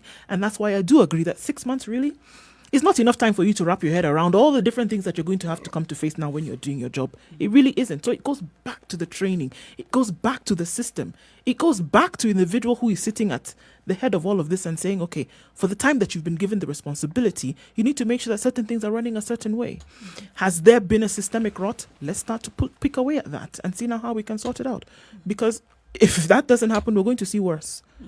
The problem that I see with Kenya and probably a large part of Africa is that resigning or either resigning is alien, or people don't have a conscience after they reach some point where you see something is wrong, or you are alive to the fact that your being there will make changes or reforms difficult, so you remove yourself. So we never see it like that. So I'm yet to figure out whether it is we don't have a conscience, but I don't want to believe that we don't have a conscience really, or a desire for people or for service. Our system of accountability in the community is broken down.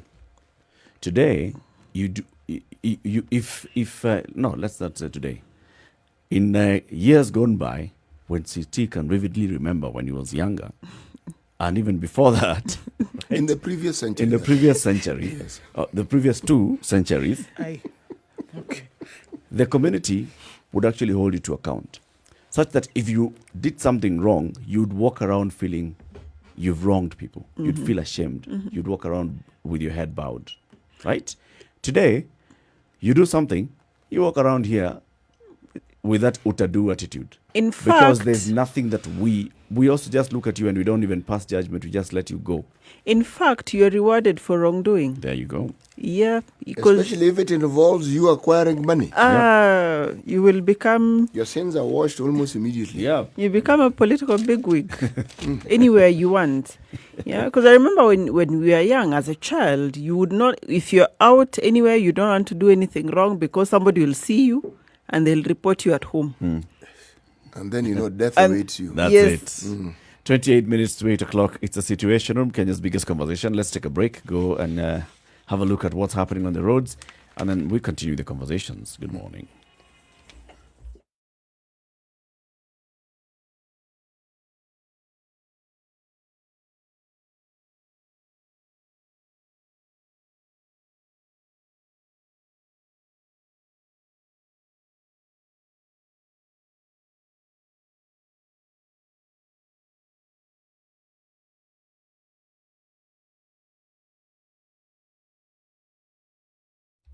All right, let's see what it looks like on major roads today. And in Nairobi, Thika Road is still moving along quite slowly, getting into the CBD and out as well. Outbound, there seems to be some hold up there, getting out of the city.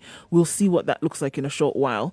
Everywhere else, it seems to be behaving quite well. Mombasa Road, just between Cabanas and General Motors, there is a hold up. However, that will open up in a short while. It doesn't seem to be anything major happening right now. If it does, we'll let you know. You let us know as well. SpiceFM KE. That's how you can reach us on Twitter for what you might see this Friday morning. We hope it doesn't get too crazy.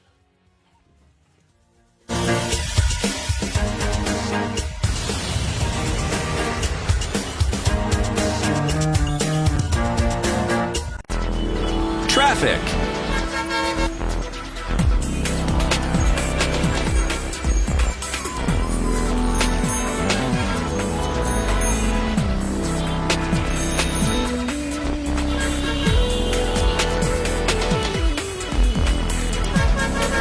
Minutes to 8 o'clock. It's a Situation Room, Kenya's biggest conversation. Police reforms and everything else that's happening in the country is what we were talking about.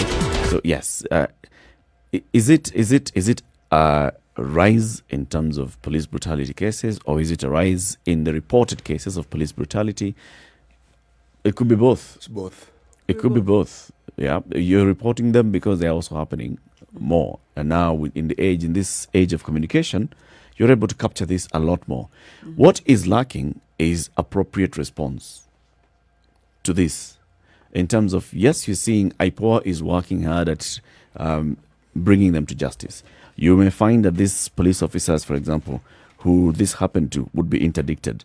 But if you can look at what the immediate senior superior was saying, the immediate superior's first reaction is to come to the defense of his officers, saying, you know what, but these guys were attacking a police station.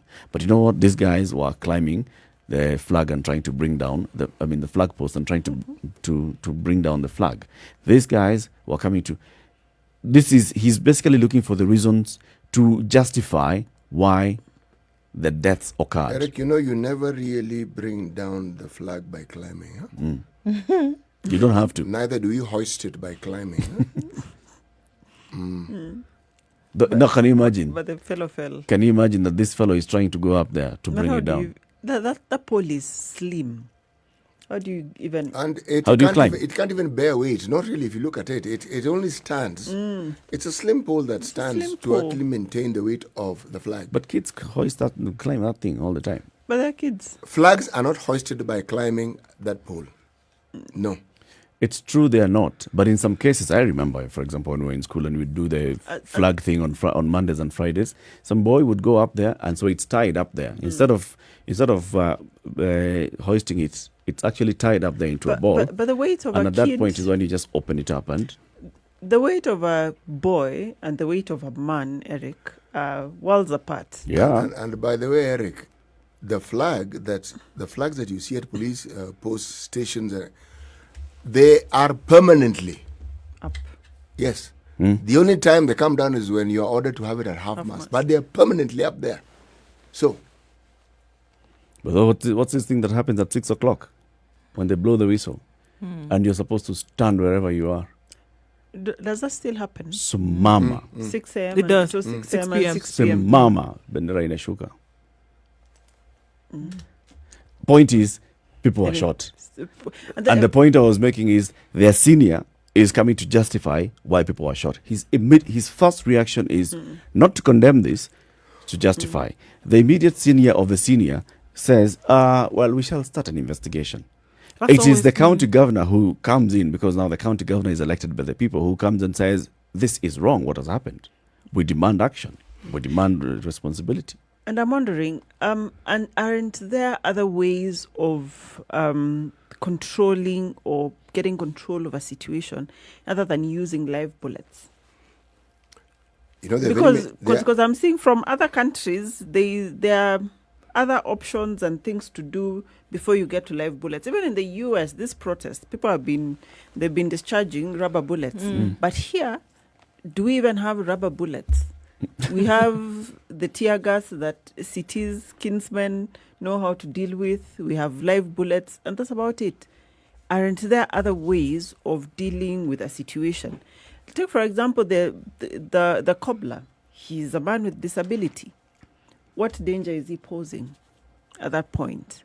Not only that. If the guy is climbing up a post, There's absolutely... What danger is he posing such that he needs a bullet to bring him down? According to the report that we read in the papers, he actually fell down. He fell off the post. He fell off the post. But then ended up with bullet wounds. So the bullet wounds could have brought him down from the post. You know, it doesn't matter what you do or how you look at it. No matter how thin you slice it, it's still a cake. That story does not add up at all. Of course it doesn't. It doesn't. It doesn't have, and this is where now the frustration comes in. That this is blatant abuse of office, of power, of force, completely. And the immediate reaction is trying to cover up, try to justify. And here the immediate thing that you should have expected to see is actually even his fellow officers or his immediate superior, the immediate superiors of these officers saying, arrest these people, put them in. First thing. First of all, arrest, disarm, arrest, disarm, lock them up. Allow me to be the devil's advocate here. if he says that, chances are, for example, let's say we are the perpetrators here, and I do something wrong. If you say arrest this guy, who says you've not done something wrong, that somebody else will come and say add him into that pack and throw him in also. And that's where the problem is. Yes. So the problem sometimes comes because you're you're feeling that I need to cover for this person because they also ought to have my back. But that's where we're saying the responsibility of the senior should be to the service. The responsibility of the senior should be to everything.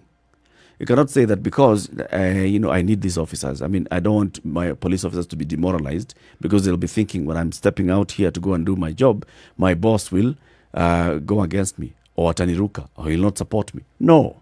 That's why I go back to the very beginning where this training was happening. Yes. Because there's a comprehension that comes along with adequate training so that you understand that when it comes to the expansion of your duties, it's not about who likes who or who's trying to cover the other. There is a certain duty that you're supposed to fill. So it's not about just discharging your weapon. It's a psychological training that takes place at the same time. Why do you think that in some countries when protests are happening, they don't use live bullets? Don't you think that is something that they've gone through to understand that what you're trying to do is that you're not trying to bring fatality upon a group of people. You're trying to diffuse a situation potentially. And diffusing, you're not trying to bring harm. You're trying to maintain order. But also you're trying to maintain order. You're not trying to kill people. But here in this case, it's obvious that, it would appear to be that if a policeman discharges his weapon, it is to kill. It's usually fatal. It is fatal. And that's a message that's being passed to other people. Don't you try and bring drama here because guess what? You could end up dead. And that's not the way it should be. Even when we look at these numbers and we talk about the increase, I want to perhaps add a little note of caution. It isn't as though the large number of policemen we have in this country just keep discharging their weapons willy-nilly. No. It's not as though all the policemen in this country have run amok and all they do is find ways of breaking the law. No. The issue here is that every single life is important, really. Mm-hmm. So even if it was just one person who died, it would still be an issue. One person who died because there was a discharge of a gun that is allocated to a police officer, it's an issue. Because this shouldn't be the case. Also, and I hear completely what you're saying, that yes, it's not all police officers who are wrong.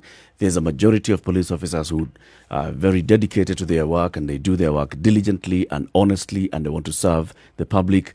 Yes. But this is the same thing that we keep going back to all the time. It's not all police officers are bad. Why don't you want to focus on the good police officers? Hello. We want to focus on the bad apple. All right? So that all apples are good. You're the one who was giving us the example of why is it called a bad apple. That one bad apple will spoil all the fruits. Actually, everything in the country. What apples do. You actually don't keep apples with other fruit. No. Yeah.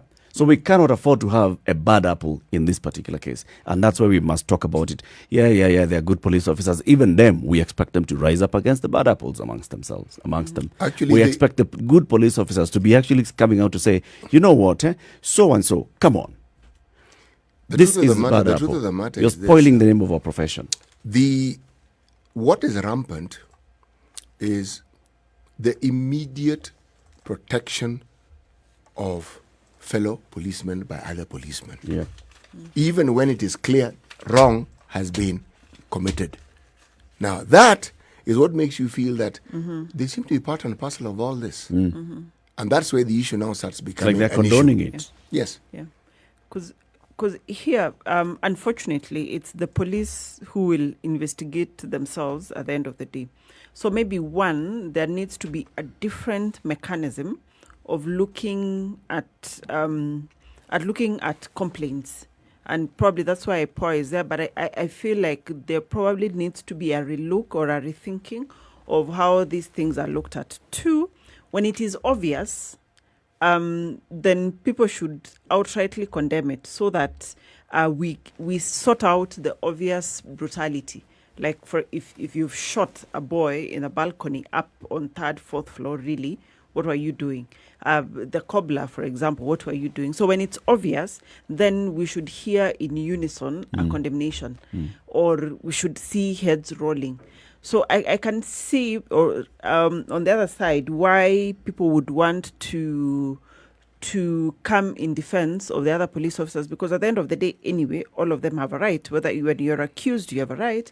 When you're the accuser, you have a right. So there has to be, a balance. But when it's obvious, then we should see heads rolling, so that you deal with the obvious, and then those that could have been, it was self-defense, or it was A, B, C, and D, then you give it time for proper investigations to happen. But we should not be trying to make sense of obvious things. Like, you see somebody has been shot from the back and somebody saying self-defense. Like, really, we should not be arguing about those obvious things. He was running away and all. Yeah. The other thing that has always bothered my mind with all of these things is that it seems to be affecting the have-nots.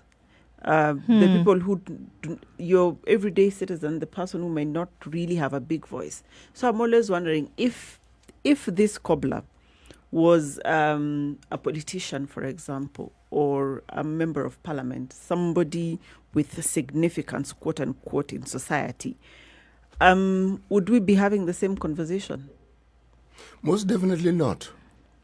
So is it that people who do not have, people who are struggling every day like you and I, are lesser children of God? Yes, in the eyes of police, I mean, that is it. We keep saying if it walks and quacks like a duck and it has some downy feathers, then that's what it is, right? Because it would be that if you have the persuasion of coin, it means that you're able to, be listened to or get away with things, as it were. Can we get to the point whereby you look at the service of the police in this country and say, this is actually a service that is friendly to me, that I can actually have a conversation with about things? Unfortunately, it is a stance of animosity from where we are today. It seems like something that would be in the realms of dreams, that you would have a protest and there are responses from police that don't end up in a fatal manner. Can we actually say that police reforms have been carried out in this country time without number, until they even changed the name from a force to a service? But can you really get to the point whereby that there is an interaction between the common citizen and the police service in this country that has not been precedented on fear? That has not been precedented on them wanting to wield that fear on someone else. Because if I were to take you to the police today, it's not necessarily because I trust in their ability to expend justice, but I trust in their ability to make you afraid, so that I get whatever. Imagine. Yeah. That's it. True. I take you to the police not because I'm hoping that they'll do something about it, but because maybe that they'll put you in a position of fear to then do something for my benefit, which unfortunately is a really pathetic situation. Or Let's they take a lock short you up break. for 48 hours, Yeah. after which You're time locked up. you'll never repeat what you ever did. Iwe funzo. Ili iwe funzo kwako na wengine kama wewe. No, wenye tabia mbaya kama yako. Kwenye tabia mbaya. Let's take a short break. Come back out of this break. Also come back into the conversation that Ndu you're raising about police training. 9 months in Kiganjo. Is that enough to train a police Is it officer? 9 or 6? 9. 9. Is that enough to train a police officer? Really? Good morning.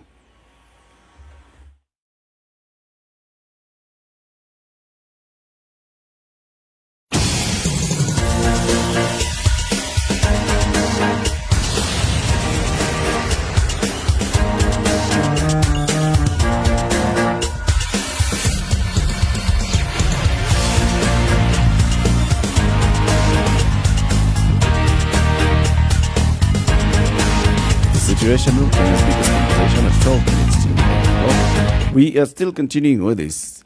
9 months to train a police officer in Kenya. Compare Germany, 2 years. UK, 2 years. India, 15 months.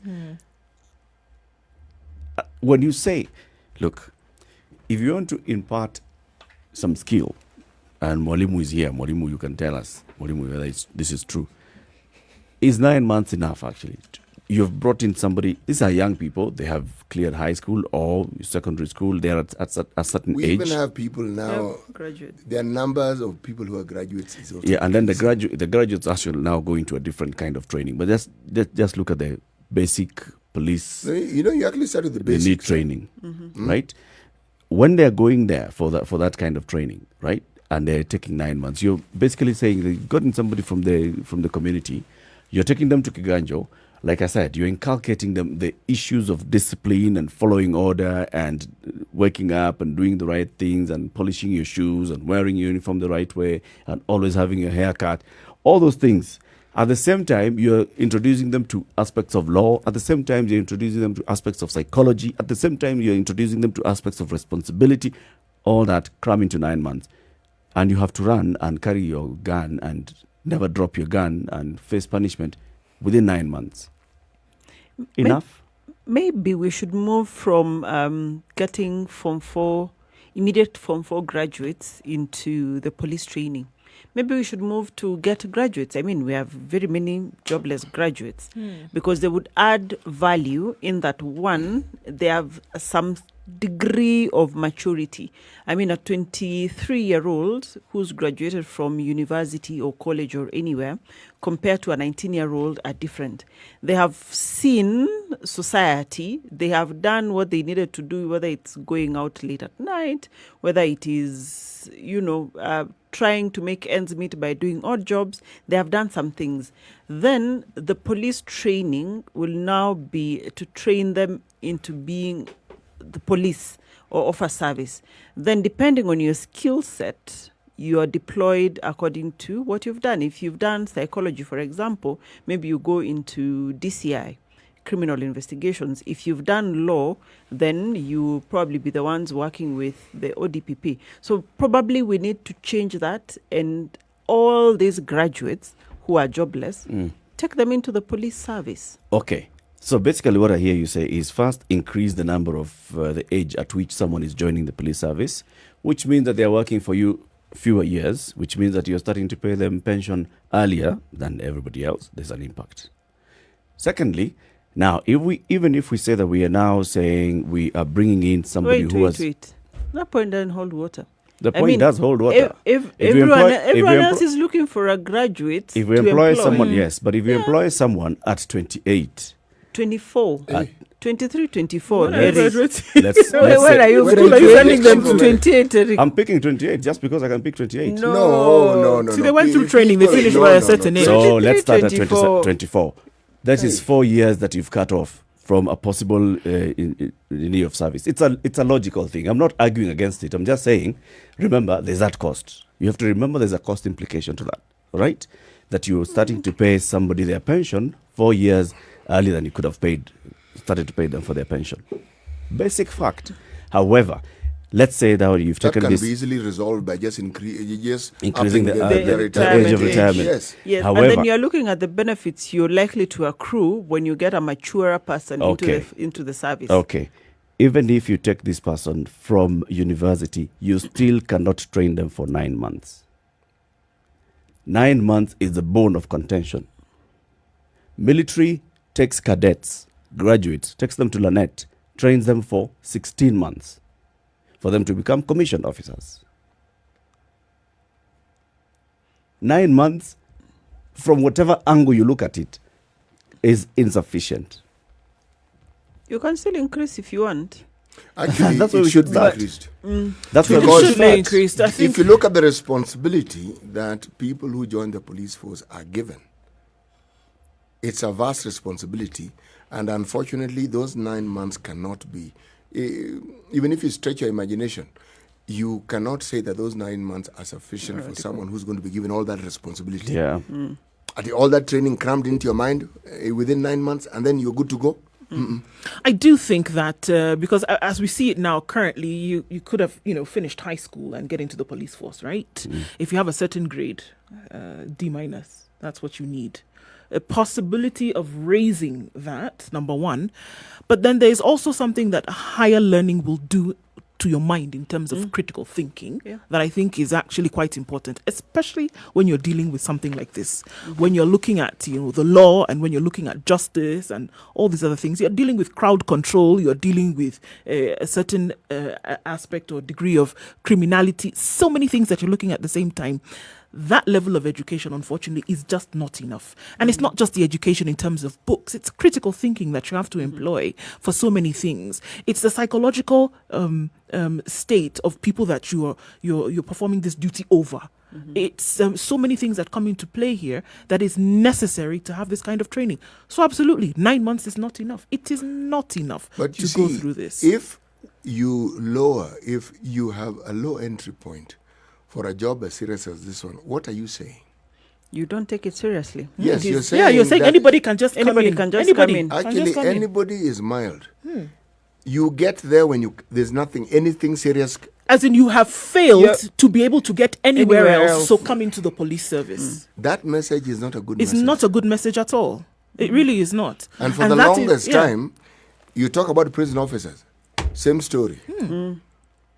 You don't You talk want about somebody the military. It was the same because story. that's Now, it. You don't want somebody who has failed, and when it's not just That past. failed one is But coming it's out failed strongly. now. It's no, failed. No. You don't want somebody we who talk has- about this every time when KCSE and KCP's results are released. No, You have no, not look, failed. Hold on. You've Okay. done what? You have don't just want somebody not who gotten has the pass mark to performed. get into the You university. don't want somebody who But has there's nothing like you performed. failed. You don't want somebody who has performed badly. If you don't want to use failed, you don't want somebody who has performed but badly. plus, you actually haven't failed. You know that. It's okay. Yeah. You don't want somebody who has performed badly and then you come and you say, okay, since you can't get anywhere else, come and join the police force. And then we put a service and then we put this huge amount of responsibility on your shoulders.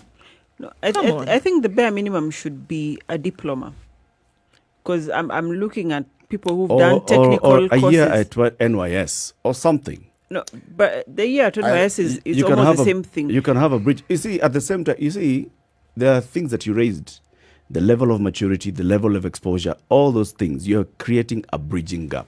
But you see, what It's a not what a diploma? not necessarily the skill that will make you a better police officer. It's everything else holistic. You see, And what at we NIS are- anyway, you can what get the we- skill. What I'm thinking about is that a diploma, for example, means you have a certain paper, you've done a certain degree, could be mechanical engineering, for example, it could be carpentry, it could be something. And all of these skills are needed at the police service, so that when you get there, then you're able to now just be trained to become police, and then you are attached to somewhere where you'll be of use.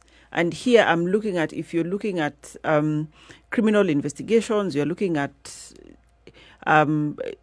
all of these cases that they deal with, very many, not just murder, disappearance, and all of these things. All of these things, you're looking at people who can be able to deal with offenders, because you're looking at your prison officers, you're looking at all of these things, and you're thinking, who would better serve society? And me, I'm thinking, if you have gone through a certain form of training, either in a polytechnic, whether in university, then you would be of more use to the society other than just you finished Form 4. And the people who've gotten diploma, some people have gotten even a D minus, they've gone to a certificate, they've advanced to a diploma, they've done something, there's effort, and they know what it is to try and work towards something. Those are people who would now who would better deal with the rest of us in society who are not in the police service. You know the idea of the National Youth Service. Eric mentioned it, but it's something that actually needs revisiting. Mm-hmm.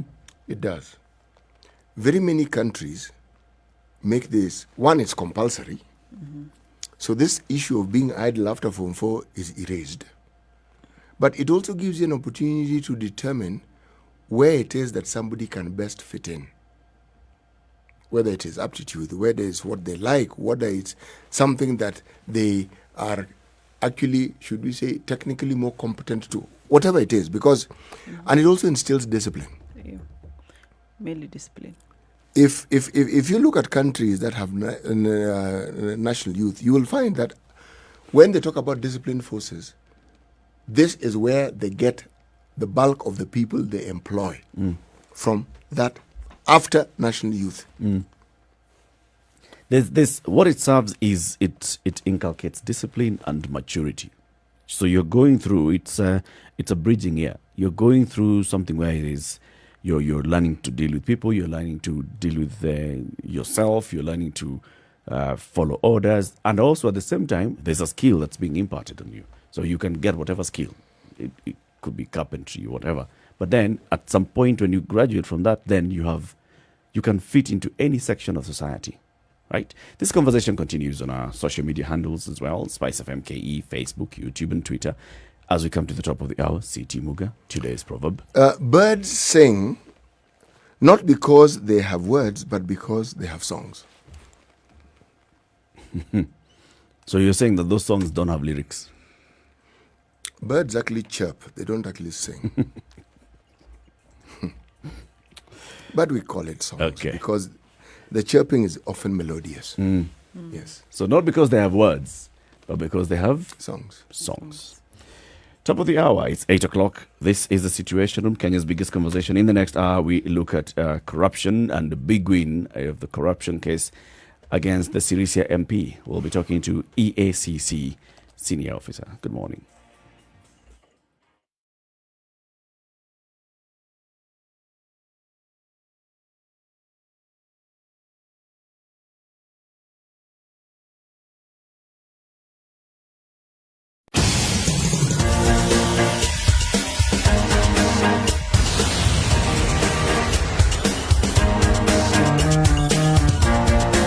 On Thika Road, all the way from Allsops to Muthaiga, jam is at a snail's pace. Service lane are the better options this morning in terms of what to use. In and outbound is what we see as an issue today. Everybody's leaving the city. It is Friday after all, isn't it? Okay. Looking at other parts of the city today, on Mombasa Road, just a little bit around Cabanas and then General Motors. Usual suspects is what we expect to see now. And then from other parts, Langata Road and Gong Road, coming out of Westlands, not too much of an issue. It's good that we don't see too much of a chocker-blocked situation. Let us know what you see. SpiceFM KE, that's how you can reach us on Twitter. If anything jumps out at you that other people should be aware of, let us know and we will spread the word.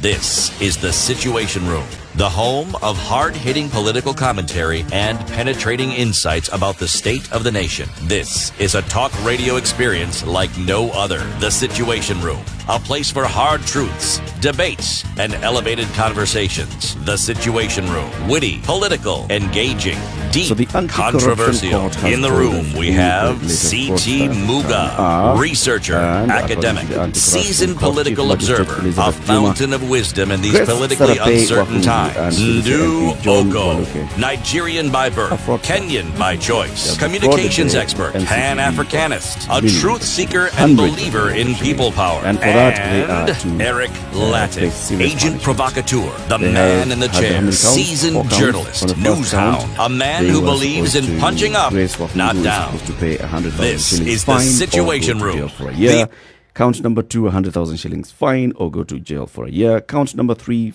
500,000 shillings fine or go to jail for a year. Count number 4, pay a fine of 594 million shillings or go to jail for 7 years. Okay, count number 3 was 3 years.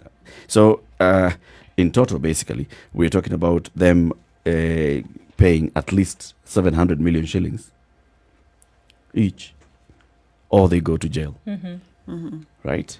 This is a big win. The nation calls it a historic win of a graft. The standard goes with the angle of they have to pay at least 1 billion shillings. The MP is losing his seat. They are failure to paying this. They have to serve 52 years in jail, and this is another historic court ruling. The fight against corruption. It has taken long, and whenever we speak to EACC officers, and even the Office of the Director of Public Prosecutions, they tell us these cases take long. However, at some point, this case will come to an end. How long has this one taken specifically? This one started in 2003. 2003. So we're looking at 16, 17 years. Yeah. Imagine. Right. It's taken 2009, actually, yes. 2009. That's when they went to arbitration in 2009. And then in the cases were taken to court. So from this point on, they were charged with the counts of, fraud and getting money, fraudulent acquisition of public property and all these things. So this... Yeah, I think it. Yeah, 2012. It is Still 8 years. 8 years.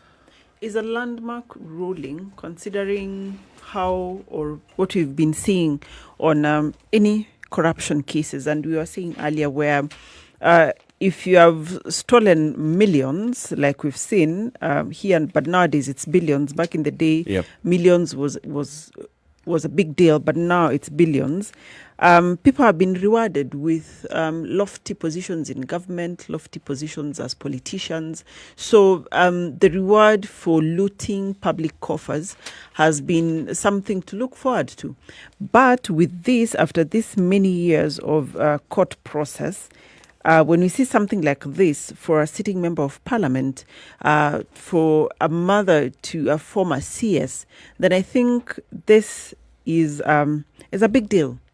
It's a big deal in that. It's a high impact case. Yes, in that for me personally, it is a moment of, actually something can happen in favor of Wanjiko at the end of the day. That probably this all hullabaloo and talk about the fight against corruption, something can happen. And so even though this was 2003, 2004 issue. It's actually 2012, sorry. But when was the looting? 2003, 2004. Yeah. So for me, it gives me hope that, even if people looted during independence, even if it's 100 years from now, there'll be justice at the end of the day. So I think for me, it's a day to celebrate, hopefully, because probably they will go to the High Court, go to appeal and Supreme Court.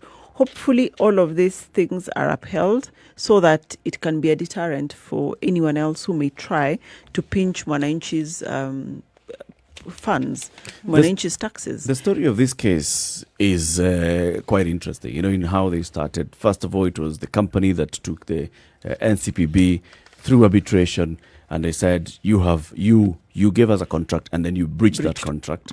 So going into arbitration, from there, NCPB going to appeal through the court process, losing again. And at some point, EACC starts investigations. And that's where the breakthrough in terms of justice for Wanjiko comes in. Let's speak to an assistant director at the Ethics and Anti-Corruption Commission. We're hoping to speak to the CEO, Twalib Mbarak, who sadly told us that he has been called into an urgent meeting, and therefore he's asked his assistant director, Philip Kagushia, to speak to us. Philip, good morning. Good morning, Eric. It's good to speak to you again, Philip. Yeah, it's nice to be back. Greetings from my CEO, Major Twalib. And apologies that he couldn't make it today. It's all right. At least we have you. Yeah. And you're a wealth of knowledge. Just briefly, Philip, just take us through the chronology of how this fraud was perpetrated. Well, you've seen quite a lot which has been shared out with the media houses. But the long and short of it is that Erad Supplies, as a general supplies company, purported to have procured maize, and this was to sort of fill a shortfall. You know how we normally expect we'll have a certain amount of millions of bags of maize. And they went through some tender process, and Erad was awarded a tender to procure a portion of that maize. The only problem with this tender, because Erad was supposed to bring in about 40,000 metric tons, is that in the end, they never actually delivered even a single kernel, a single grain of maize. However, they had documents which they presented to demonstrate that they had shipped this maize. they had stored it somewhere in Djibouti, they had somehow delivered it, and that they wanted payment. Now, unfortunately, when this matter was taken before arbitration, the arbitrator actually placed a lot of emphasis on those documents, which now the court has said were forgeries, and on the basis of those forged documents, gave an award for the entire amount which they supplied. And how much Now, was that? If you look at the figures there, it is 577 million shillings worth of maize. That's over 500 million.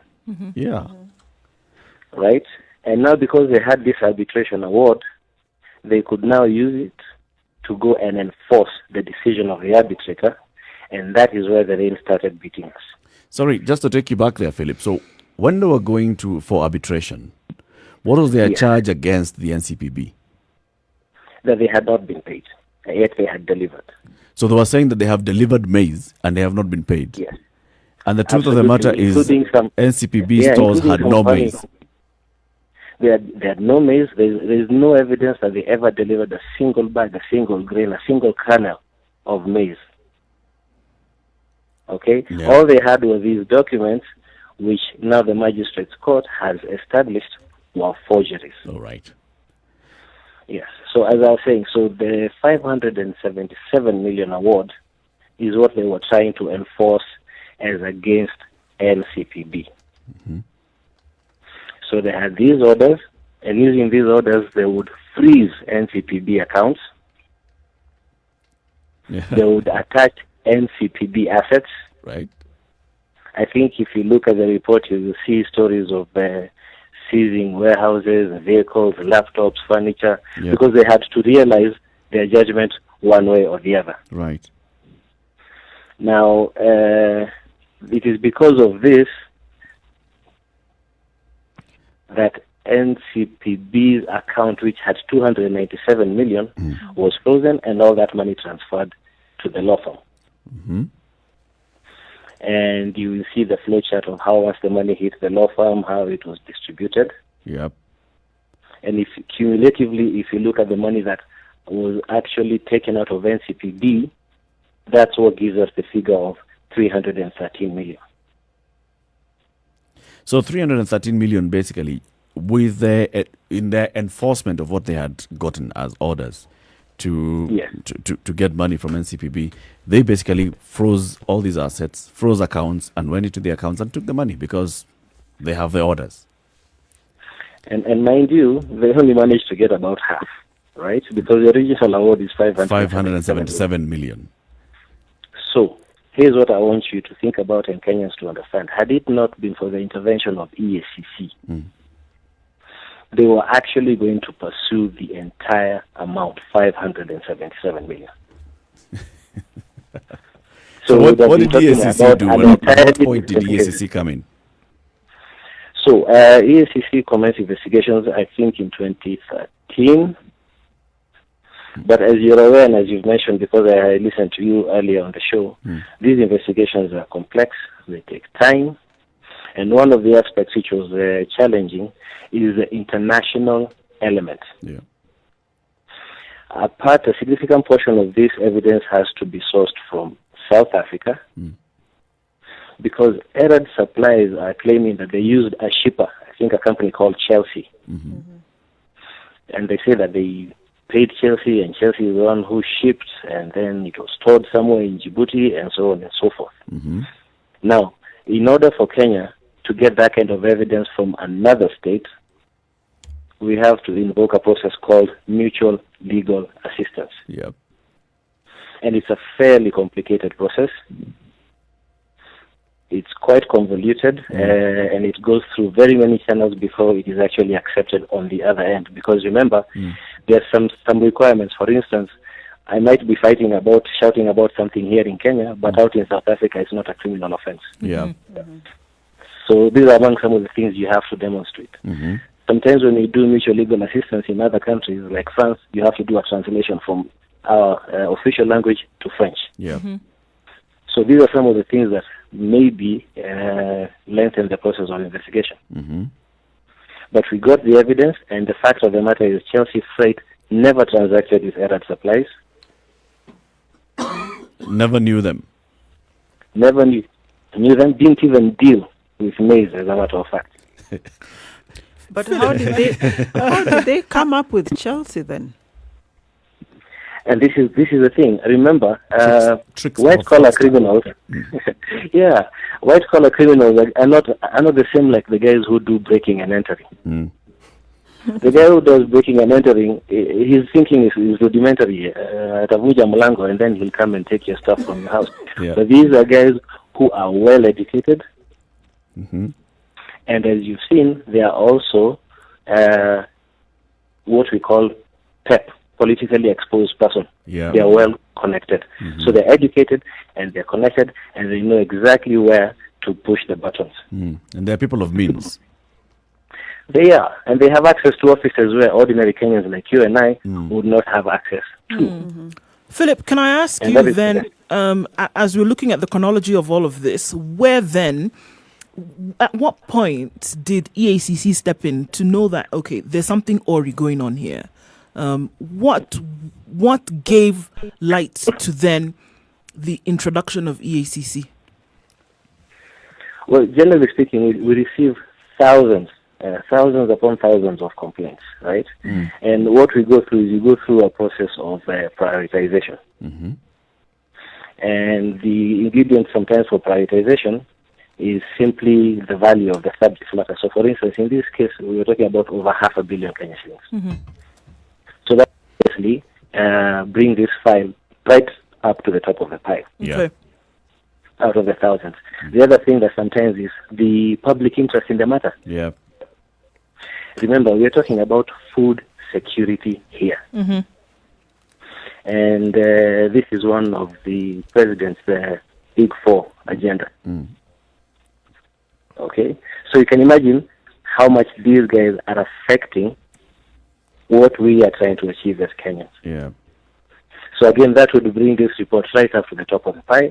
And the other thing that sometimes we consider is the profile of the persons involved. So in this case, we have a sitting member of parliament. Mm-hmm.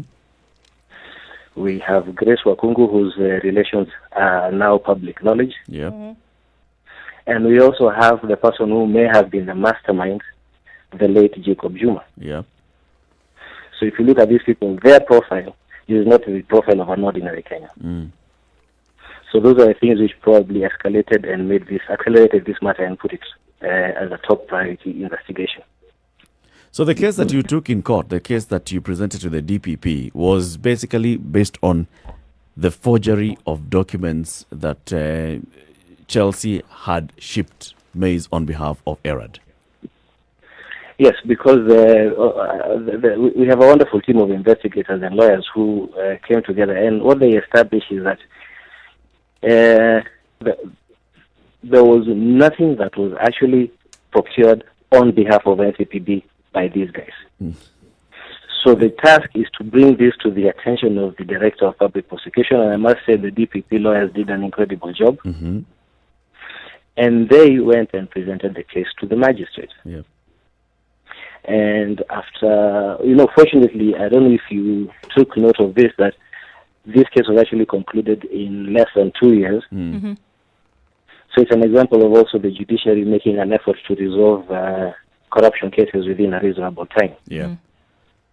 So we presented this evidence before the court, and the court agreed with us, because if you take documents and they're looked at, and the specialists who do this, for example, we have document examiners, and the document examiner looks at this document and says, it's a forgery. And if this forgery is the basis for the award, then that award is not a proper award. And that is why it is easy now for the magistrate to say that you guys are guilty of 1, 2, 3, the uttering of false documents, Yeah. forgery. Yeah. And also there's another element. There's a meeting of minds. These people, they thought, they planned, and they intended to defraud the Republic of Kenya. Mm-hmm. Because remember, this money that is going out from NCPB, this is taxpayer money. True. So I think based on the quality of the evidence that was presented to court, it was possible for the magistrate to establish that no, this transaction was fraudulent, they should not have been given the arbitration award, and on top of that, they should not have gone and done what they did by freezing accounts and freezing assets in order to realize the award. Yeah. Now, looking at the kind of fines that they've been given, when it comes to all the way to 700 million shillings plus, Yes. what is the magistrate using to give these kind of hefty penalties? Right. Now, we have a section of the Act which talks about your normal fine for that offense under Section 48, which basically says, and remember, a fine is a punishment. Yeah. Okay? Ni kiboko mtu anachapa kwa ile makosa amefanya. So, you have 1 million fine and imprisonment, on the other hand, or both. Yeah. Okay? But that same section has an additional mandatory fine. Okay? And I'd like us to understand this. There is an additional mandatory fine. And why is it a mandatory fine? It is a mandatory fine because, on the one hand, either there was a loss, okay? Yeah. Because these guys, by their fraud, they caused the NCPB to lose money. Yeah. And on the other hand, if there was a gain to them individually, Yep. because they caused a loss to NCPB, and on the other hand, they fraudulently gained some money themselves, personally. Now, what the law says is that that fine, that mandatory fine, it can be up to 2 times the value of the loss, and up to 2 times the value of the gain. Giving the magistrate the leeway to place, as long as it's up to 2 times. And normally the judicial officer will have discretion because the sentence says from here to here, so you have a range, you have a spectrum. Yep. Now, if you look at the figure that is quoted, the most frequent one is the 297 million. Yep. If the magistrate takes the 297 million and doubles it, 594. you get 594. Yeah. Okay, and because there are several counts, you will find that the Honorable Member of Parliament, Waluke, will have his own 594. Yeah. Grace Wakungu will have her own 594. Yeah. That is because of the loss they caused to NCPB. Now, then there's this secondary part, which is how much did they gain? And if you look at the chart of how money was being transferred, you'll see that Waluke got 50 million. Yep. So it is that 50 million which is now doubled. So that makes 100 M. 100 M. On the other hand, Grace Wakungu got 40 million because it's double the gain. That is also doubled. That's 80 million. Yep. And if you add that with all the other losses or gains that were suffered, losses suffered by NCPB or gains made by them individually, when they are doubled, that is where this amount comes to 700, well, it's in excess of 700 million per accused person. Yeah, and it's an unprecedented thing, and that's why I think it has sent shockwaves through the country. It's a huge figure. Also, then, they clarify for us this. It's either, for example, count 1, 100,000 shillings fine or 1 year in jail. And then there's count 2, the X amount or X number of years in jail. Are these jail terms successive? Are they happening one after the other, or are they happening concurrently?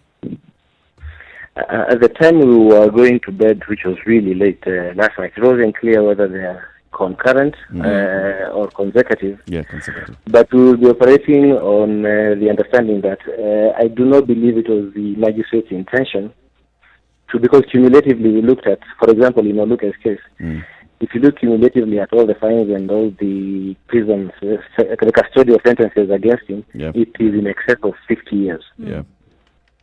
So I am not sure that was actually what was intended by the court. I would, for the time being, without having full understanding, I would assume it is maybe concurrently, and maybe the maximum is the 7 years, which was the highest sentence. Okay. Philip, just looking at that now, this jail term would be upon failure to pay these fines, is it not? Yes, that's correct. And what kind of time period are they being given to pay? Is it kind of like you pay by the close of business on Friday and you can, scurry on home, or what are we looking at here? Yeah, so the last order that the Honorable Magistrate made is that those fines should be paid within 14 days. I think if I look at the report which was prepared by my colleagues who are in court, it talks about them paying within 14 days, failing which EACC can commence recovery. Now, what does that mean? What? That means that if EACC does not see that money within 14 days, we start looking for, within 14 days, should they fail to pay, we start looking for the assets. And there's a process for civil execution, which may involve auctioneers and so on and so forth. Right. So you go and find whatever property these people, because it's a judgment of the court and it has to be realized. Much in the same way, they were busy realizing the arbitration award. Philip, even as you look at recovering that money, I was looking at the flow chart of some of those funds. Is there any implications to the law firms that were beneficiaries? Because they're saying, we are representing clients, but when you trace back this money, it is what we are talking about. Is there any implications to all of those law firms and all of those other beneficiaries that have been indicated there as having received, withdrawn, whatever benefited from these monies? Oh, thanks. That's actually a very good observation, because you see, on the face of it, these monies are described as legal fees. Okay, but they're also huge amounts. The lawyer will probably justify it, because what normally happens when lawyers are paid, they have a minimum. There's a scale that says this is a minimum for my fees. But it's important for this information to also be out there. Because you will understand why some people will be making a lot of noise when EACC starts gaining even a little bit of success. Yeah. And it is because of things like these. There are people who are not happy that their names are seen there. Yeah. And they will be trying to justify that they are rendering services to their clients. But I recently saw one of the law firms which is listed there, and the senior partner in that law firm rubbishing government lawyers. There was actually a tweet, I don't know if any of you saw it. Yeah, there was a snide remark about how EACC, DPP lawyers are so good they've never lost a case before a certain judge. And I think that is rude, because we're all lawyers. But I can understand the genesis for that attitude is things like this. Yes, because they know on which side of this battle they are. And I'm just inviting Kenyans to just keep looking, paying attention. I think today there's someone else who was a high-ranking member of the Law Society of Kenya, has also commented. Yeah, we've seen that. And maybe the questions we should be asking ourselves, firstly, as lawyers, I don't know if these people are speaking on behalf of the rest of us as members of the Law Society of Kenya, and on which side of this fight are they? Because nobody is stopping them from representing clients, but you need to just look at the picture and understand it for yourself. Right. So, Philip, from part of what I get from you, so apart from all of these comments that these learned fellows are talking about, if you look at what you as lawyers are supposed to charge, a minimum and a maximum, if you find, for example, that they charge 10 times more than they were supposed to charge, does it mean then that you would go for the difference, or you'll go for the whole amount? What exactly is likely to happen? What are the likely scenarios here? Strictly speaking, we can only go after the people against whom the judgment was entered. Okay? We don't know if there was anything that was improper between these suspects and their advocates. But it is not a secret that law firms across the world, not just in Kenya, are often used as conduits for illegally acquired assets. That happens all the time. It happens everywhere. It happens in the developed countries. It happens here in Africa. It happens everywhere. Now, what we have done is simply to demonstrate that when this money comes in, all sorts of people are interested in it. Now, we may not take any action against the lawyers unless in future there is evidence that something has gone wrong. But strictly speaking, for now, the judgment is against the people who are accused in court, and that's Waluke, Wakungu, and the company Erad. Yes. Philip, what's the general sentiment? I mean, you already talked about, sleeping rather late last night and listening to all of this. What's the general sentiment at the EACC about this case? That's the first part. And then looking to other cases that would have taken on a similar nature around this same time when the first, sightings of this occurred, 2003, 2004, and then when the cases actually went to arbitration after, and then, into the legal process. For those who may have engaged in such acts, the feeling from out here is that, the acts may sooner rather than later fall on them. And you've often talked about cases like this then being used as deterrents to others. Do you see that this would be an example that would be used to either get people who may have engaged in such to maybe think about the fact that their fate may be coming sooner than later?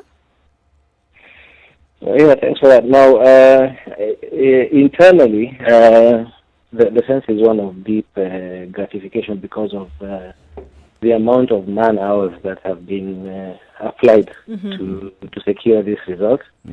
And it's true.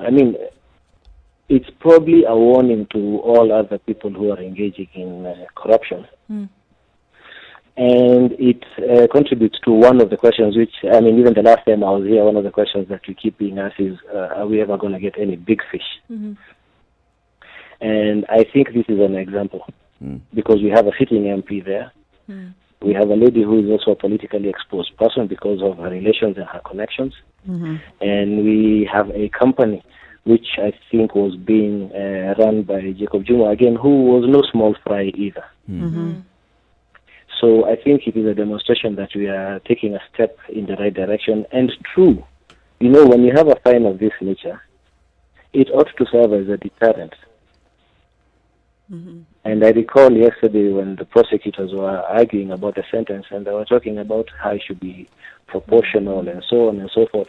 This is one of the reasons why we have penal consequences of this nature. It is so that somebody else who is out there thinking about pulling off a scam can think twice. You remember I mentioned during our last discussion when they do an evaluation between the risk and the reward. Now, in this case, the reward was huge, 577 million, but the risk was also huge. So I think going forward, people will think, can I afford to be fined 700 billion shillings and risk going to jail for 7 years? And I think most rational people will not do that. And yet, my only cut in that whole 577 million shillings is only 40. Or 50. Or 50 million. Yes. Yet I'll be asked by the courts to pay 700 million shillings.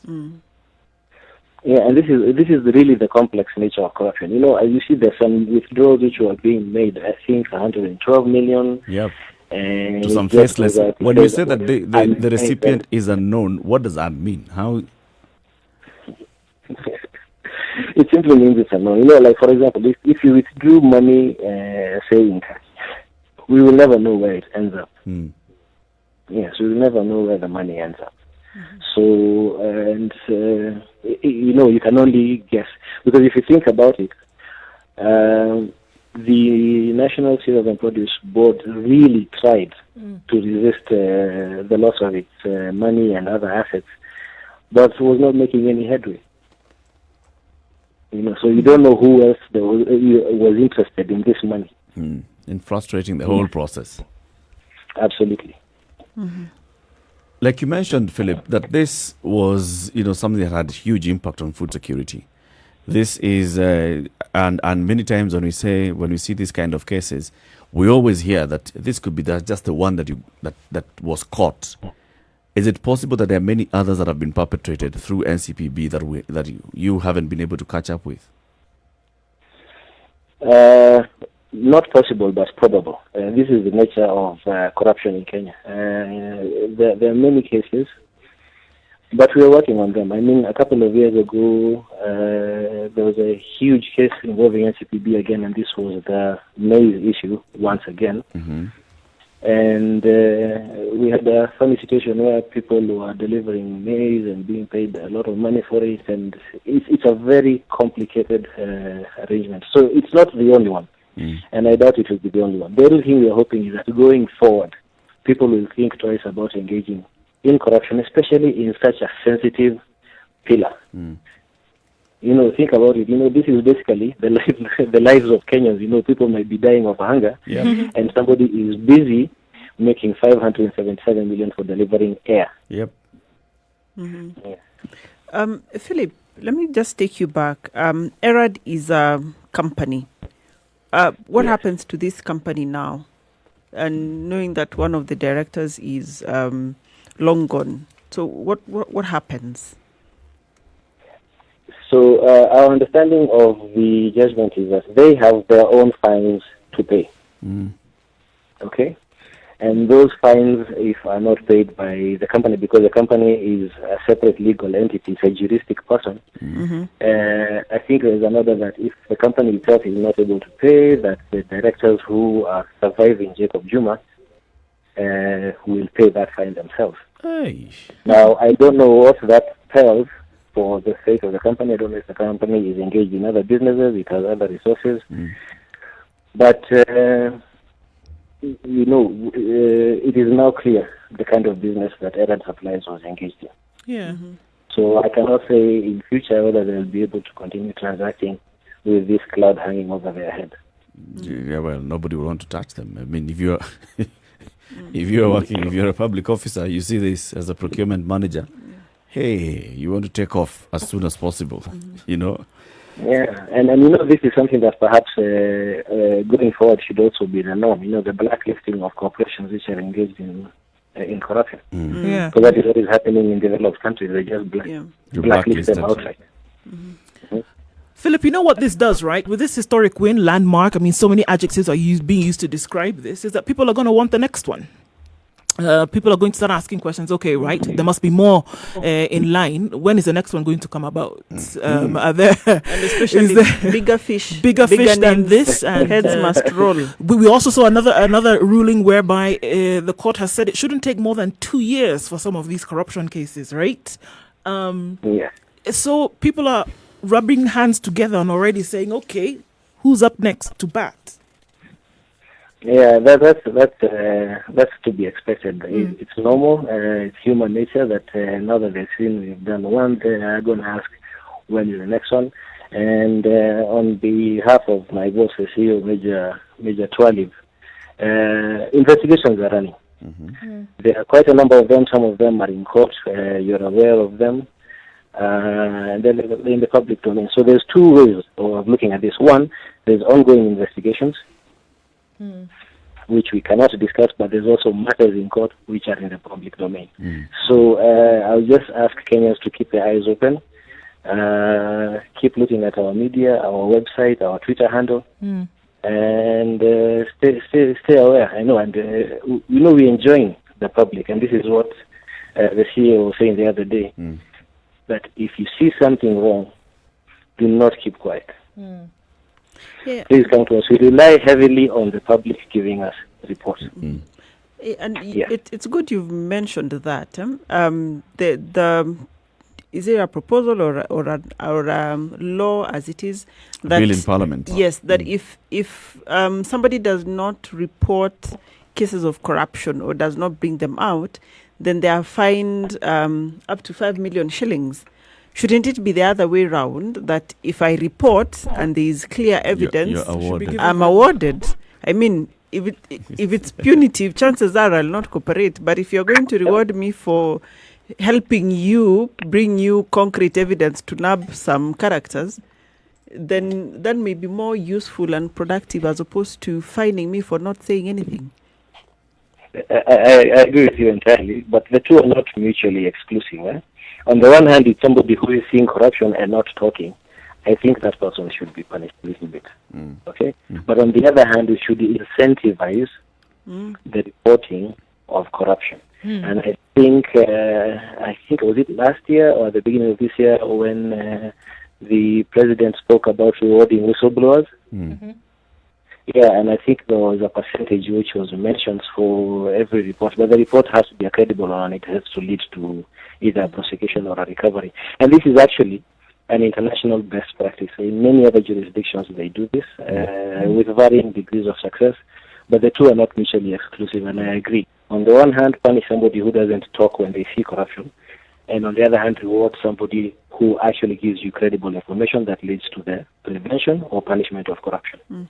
But maybe the place to start is by doing something for the whistleblowers that have previously been, they have suffered for having come out. Maybe that would be a show of, goodwill that when you revisit those historical injustices, then there would be some hope for somebody else to know that there is actually an incentive to report. But as long as we have cases or stories of whistleblowers that have actually suffered punitive damages because of coming out, or they've been transferred from one office to the other because they raised an issue, then we will be looking at you with all manner of doubts.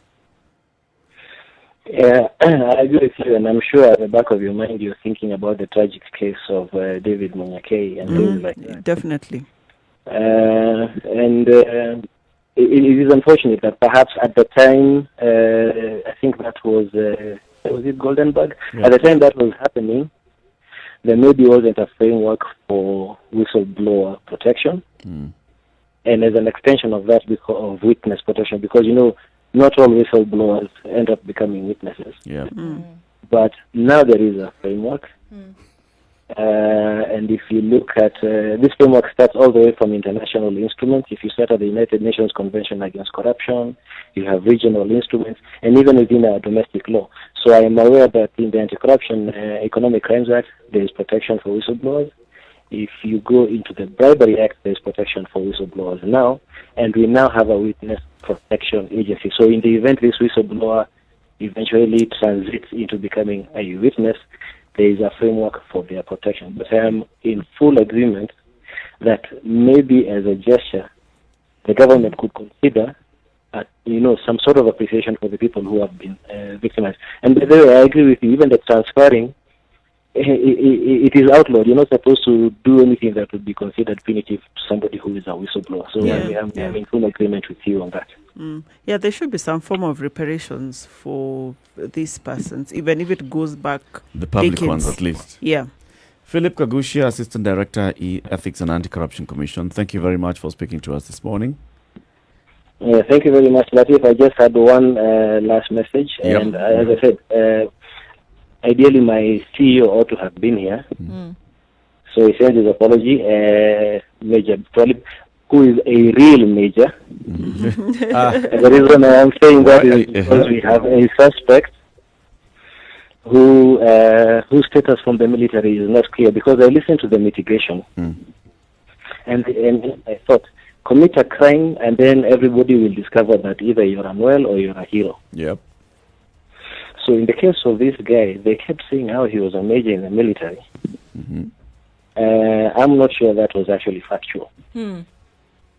And what perhaps we would invite people is to interrogate that statement, because my understanding is that the gentleman was a serviceman and perhaps never went beyond the rank of private. But never a commissioned officer. No, according to my information, no.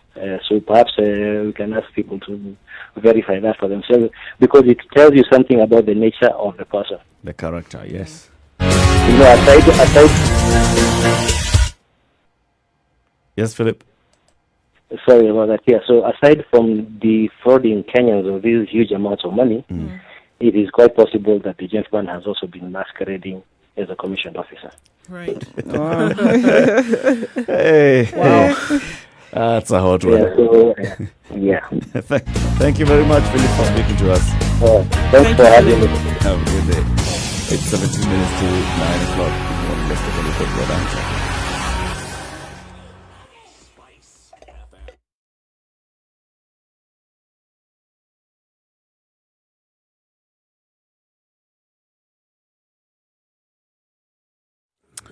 Still mostly cloudy conditions in Nairobi. We will see highs of 24 today, and the clouds will come quite low at some point. In Nyeri at 13 degrees, or rather 16 degrees, it's mostly sunny. Highs of 22 and lows of 13, with a chance of rains later on in the day, leading well into the weekend. Going west, Nakuru will follow in same fashion, with highs of 23 today and showers later on. Eldoret at mostly cloudy conditions at 15 degrees today. Highs of 20 with thunderstorms forecasted for the afternoon and the weekend. Kisumu, clear skies this morning, and then going into cloudy conditions will then progress into rain. Currently at 20 degrees, we'll see highs of 27 and lows of 19. Kakamega will have rain showers this afternoon into thunderstorms for the weekend with highs of 23 and lows of 15. We'll take a look at the coastal towns of Mombasa and Malindi. Mombasa will have rains this afternoon with highs of 28, and Malindi will follow in fine form with highs of 28 as well, where light showers are already happening at 26 degrees. And likely to be that way for a few hours today. In Kampala, it's partly cloudy at 20 degrees, highs of 26. It'll be a wet afternoon, as it will be in Dar es Salaam, which is currently mostly cloudy at 24 degrees. We'll see highs of 29 and lows of 22 today. It's still chilly in Joburg at 5 degrees, mostly sunny conditions, however. We'll see highs of 16 and lows of 3. We'll wrap things up for now in Lagos, where it's clear skies currently at 26 degrees, mostly cloudy conditions to ensue with highs of 29 and lows of 24.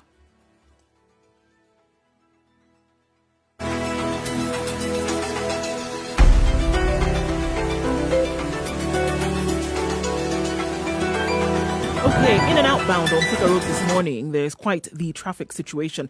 As far back as Safari Park Hotel, then trying to get into the CBD, and then outbound, also around the same Safari Park Hotel. It's crawling along.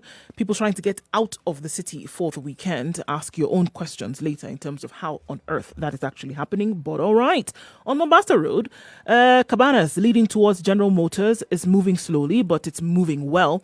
We don't have any holdups or setbacks or delays as such. Jogo Road is giving a little bit of a snail's pace right around the City Stadium roundabout and then getting into the CBD from there, or then going towards industrial area. Won't be too terrible though, guys. It's a Friday morning. It's not looking too bad. If it does get bad in your neck of the woods, don't hesitate to let us know. SpiceFM KE on Twitter.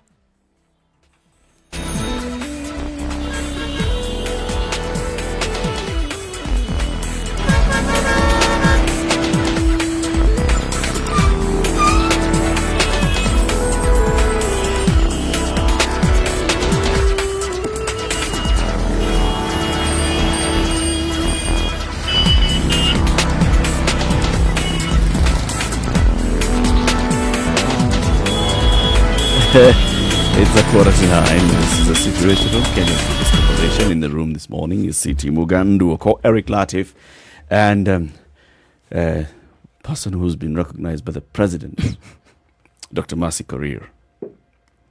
So, Major Waluke has been convicted, and he has been told, Major Waluke, you need to pay 700 plus million shillings. And like we've heard from the EACC senior officer, basically they're telling us the chronology of this. This was well calculated, well planned. There was absolutely no intention here to supply.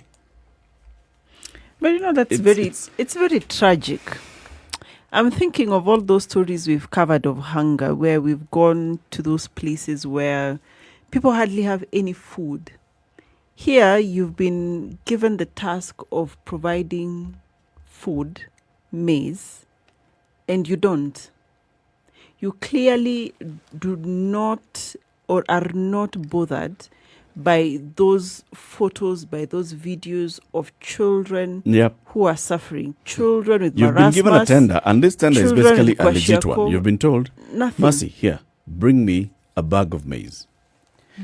How much do you want to charge me for that bag of maize? You tell me 10 bob. You go and buy this bag of maize at 6 bob, 5 bob, 7 bob, whatever. You have put your margin. If you deliver this and I pay you, you will make your money. Yeah. But you decide You're going to come and tell me, Eric, you know the time when you were sleeping there, I brought the maize. Where As were far you? as I'm concerned, I brought the maize. And I told you, Eric, I've brought the maize. And you said, And you know very well that you did not deliver that maize. But I'm also wondering, there's a process to delivery. And where was NCPP? When you've said, I have delivered, somebody has to go see, confirm, sign, receipt. all of those things. Which is where now you talk about the 112 million shillings that we don't know where it was going. I am sure that there was Documentation. That shows It was received. everything stamped that yes, you have delivered. There's documented, and that's why the arbitrator is looking at documents and saying, all right, so what are you presenting? Erad, what have you brought? You have brought signed, first of all, PO. 40,000 bags of maize. Yes, and you have bought, Stored. you delivered. Not bags. Or tons. Tons. Stored. You have delivered. It's signed, stamped. And then now here you're saying that during all this time, there was movement of this maize. There was movement of the maize from Djibouti. We put it on this ship owned by so-and-so company who are here, and look, we even paid them. You know, People died. People died. You know, the Goldenberg scandal was premised on something very similar to this. Documentation. Yep. We are not a gold exporting country. We're actually not a gold even producing country. Yep. Well, the gold that is produced is pittance. If you are looking at the world market and those who trade in gold and the quantities that are required. Yep. However, monies were paid based on documentation. Just documentation. Yep. You went to the ministry that is involved with this, you got the right You stamp. go to the central bank, you get every right paper. stamp, everything. And because this company has been allowed to export, all right, so where they're getting it from, it's not That's it's it's a immaterial. detail.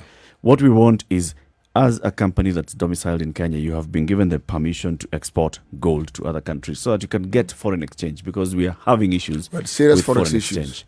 So here, bring the paper, export verification, pop, stamp, central bank. Received, it's supposed to be received in stamp, Switzerland, tap, Received. received. Received. No option but to pay money. Telling you. This is why in medicine we say you do not treat the lab results, you do not treat the radiology, the CT scan report. You treat the patient. So even if you give me your lab report, I need to see you. You need to come here. I need to make sure that this result that is telling me your HB is 2, we need to transfuse you. I need to correlate. Do you And look make like sure you're gasping and you need that blood that is indicated here. Because otherwise, if you just treat documentation, you will see all this manner of things. We will prescribe all manner of things from a medical point of view. Yeah. And in this case, in 2004, I bet you people died. Children lost parents, grandparents, parents lost children. Children are still suffering the effects of malnutrition from that. And people are traumatized. In fact, what I find fortunate for the people who've been convicted is that I have not heard of people being charged with crimes against humanity in this country. We should start. And this is a crime. Because the next thing It that now is should happen humanity. is bring back now a new charge. Now that we have proved and the courts have agreed and convicted you of fraudulently obtaining money through false pretense, blah, blah, blah, blah, blah. What was the case about? Supply of maize. What was maize? Why were you allowed to import maize in the first place? Because there was famine. There was Because famine there and was you needed to famine. feed children And you needed to feed families. people. X number of people died in this country Charge for during that time Yeah. out of famine. Pin it on you. No, Yeah. this is a clear case of, as you say, crimes against humanity. But that's some good People cash. suffered. People 313 suffered. million shillings. You know, I was telling you the other day, I'm sitting there and thinking, you have actually written some invoices. You type an invoice with all those digits. Eric, So just you're balance happy. it. 9 digits. Eric, just balance it. In fact, with- you just type and then the computer does it for you. You know, this isn't one of those cases where they just jail you and you keep the money. No. No. This one, you can be jailed and they still go after your assets. Yep. This is what I Yep. like about the Yeah. Anti-Corruption Commission. You like them, eh? No, I do. But for the longest, some people would get jailed and whatever they had, the ill-gotten They gains come out were and never they still touched. go and live in their... But yeah. this one, they go after that one as well. And you're talking about double what you're up to double what to you're double. selling. Yes. But these guys have some kahunas, eh? Just think about it. You tell yourself, okay, let's look at this thing very well. Let's say we are going to deliver maize. So all these people are talking about, conscience doesn't even come here. No. It doesn't play at all. What conscious? No. Remember, Out of- arbitrators, they don't even- arbitrators They're are not even lawyers. conscious of that fact that it's not even, it doesn't even come into play that maize feed people. What are you talking about? No. Deliver air. Let's just say that. In fact, let's say what we'll do. First of all, you We are start going by to bring- creating that shortage. That's- You manipulate you the manipulate system it. such You that there's manipulate shortage in the minds, market. You manipulate systems. You manipulate ways of doing things. Then You you come force and the say, government to determine that there's going to be. then you even A find shortage. you go beyond that. So beyond that crafting of the shortage, right? Then you even have the effrontery to be annoyed that they didn't pay you for what you delivery. didn't deliver. Then you're even annoyed now. You want to go arbitrator. Come see, all the papers are here. All that is going on, and, And you're you- very and happy you know with very yourself. well You know very well I'm that you conning you. didn't. Delivered air. I'm conning you. But then let me just throw in emotion and say I'm even annoyed. Can you imagine? I did all this work and then you didn't pay me. I paid these people to deliver. Kai, no. Actually, if you want to complete the Oh story, no. ask yourself, at the point where this thing was going for arbitration, don't you think somebody could have asked, okay, this maize that you say you supplied, Where is it? Where is it? It means somebody at the National Cereals and Produce Board was part and parcel of course. this Of deal. course, was paid to And be blind. he said, yes, we Maize is received, or here. or simply documentation. there's There's documentation documentation. that they received. I'm going to take this thing further. The arbitrator should also be investigated. Questioned. Yes, Why? he should. Yeah. Because you were looking at but you could have chosen an arbitrator of your choice. because you But no, looked an at arbitrator pairs. is agreed on by both parties. Yes, but what makes you think, But if both parties are in cahoots, Hoots, then what makes you think that they will not choose an arbitrator same of their arbitrator. choice? Exactly. Okay. And upon what merit then does this arbitrator have to think and say, for what Documents. reason? Wait now. For what reason at Precisely, that point? just Exactly. documents. Yes. So those two individuals come and you're presenting this thing. Wouldn't it be the farthest thing from the arbitrator's mind to say perhaps these documents are actually fake? Don't you think it would be the farthest You- thing you from his or her wouldn't- mind? Here's the thing. It wouldn't come into your mind at Here that point, is the right? thing. Here is the thing. The people who are representing NCPB during this arbitration are not saying that, these documents are fake. They're basically playing serious games here back and forth. Remember, like City is alluding, they were probably in cahoots. They know very well what's happening. So you're Of sitting course. there.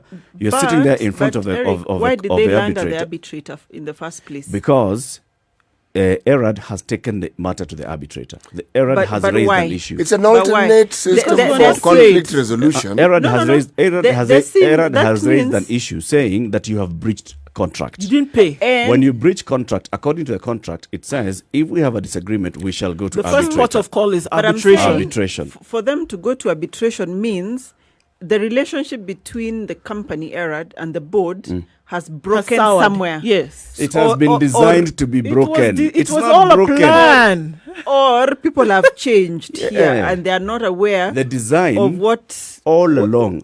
Let That's me what I'm let me telling take you back. I told you Massive. guys a few weeks Let ago. me take you back to the point where the government is opening up importation of maize. Let's even go before that. Before that, there is shortage of maize. It's highly probable that people have played the system such that there is artificial shortage of maize in the country.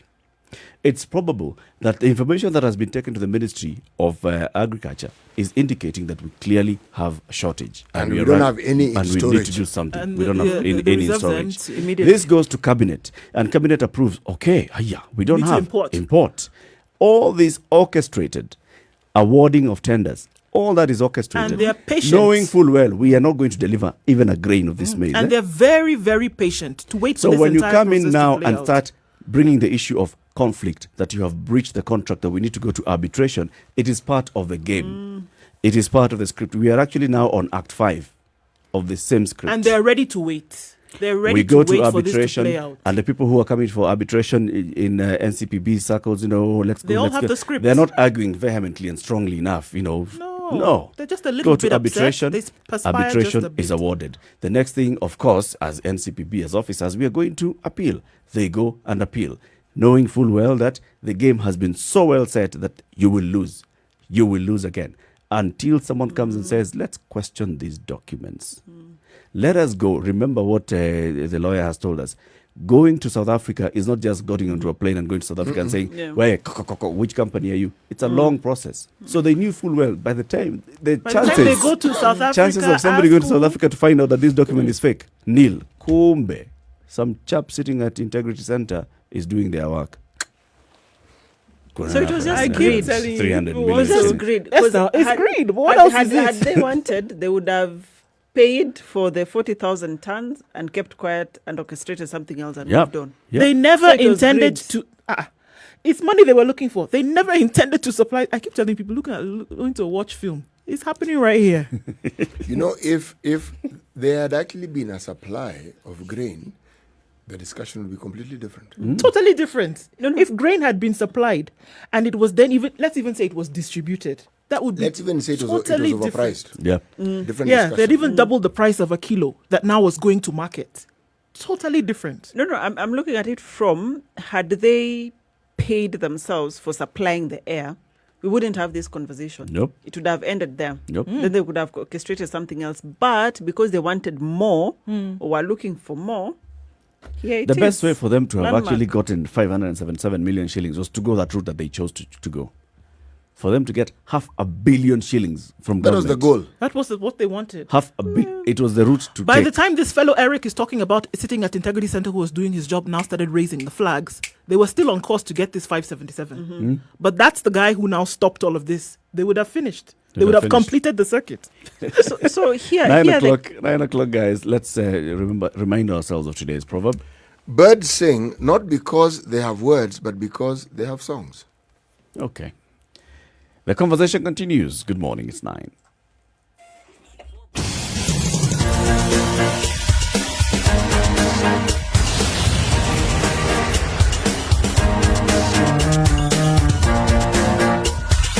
Still not looking too bad on Thika Road this morning. In and outbound traffic is still the situation that we see. Mombasa Road is not too bad either. Cabanas to General Motors is moving slowly, or rather smoothly this morning. We don't see anything else that's jumping out at us at the moment. Still in the middle of traffic hour, as it were. It is a Friday morning and things could change. Let us know what you see. SpiceFM KE on Twitter, and we'll inform the rest. 94.4 Spice FM, Nairobi. Traffic.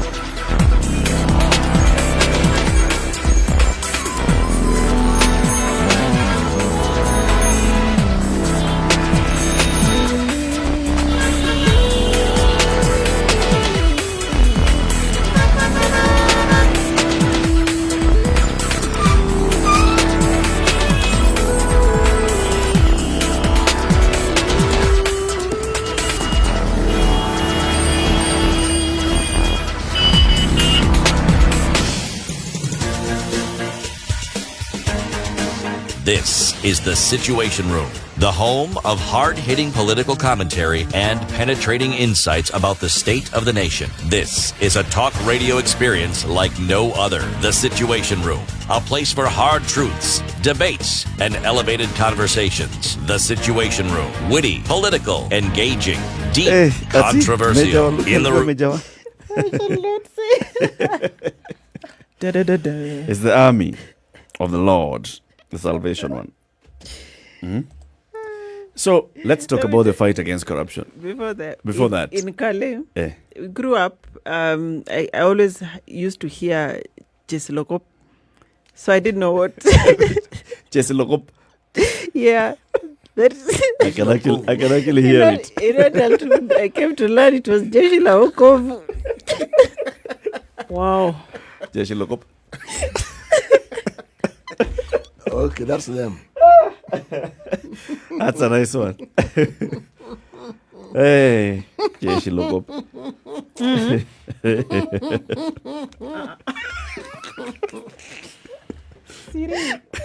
This is those social media memes. How old were you when you learned that Jeshi Lokop is Jeshi Lawokov? Alikala said it very well.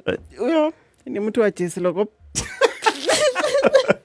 And everyone knows. Okay. Okay, and they have ranks as well in just look up. Yes, they do. Okay. They do. So the Jeshi of Kenya is fighting from all fronts. We have people who are fighting against corruption. There are people who are fighting corruption against the people who are fighting against the corrupt. All manner of wars, and we're also fighting COVID-19. When you compose yourself, Daktari, If you compose yourself. There is no rush, though. take your time. You don't even need Take to. your time. Yes. I personally think it's, yes, when you think about it. Just look up. It works.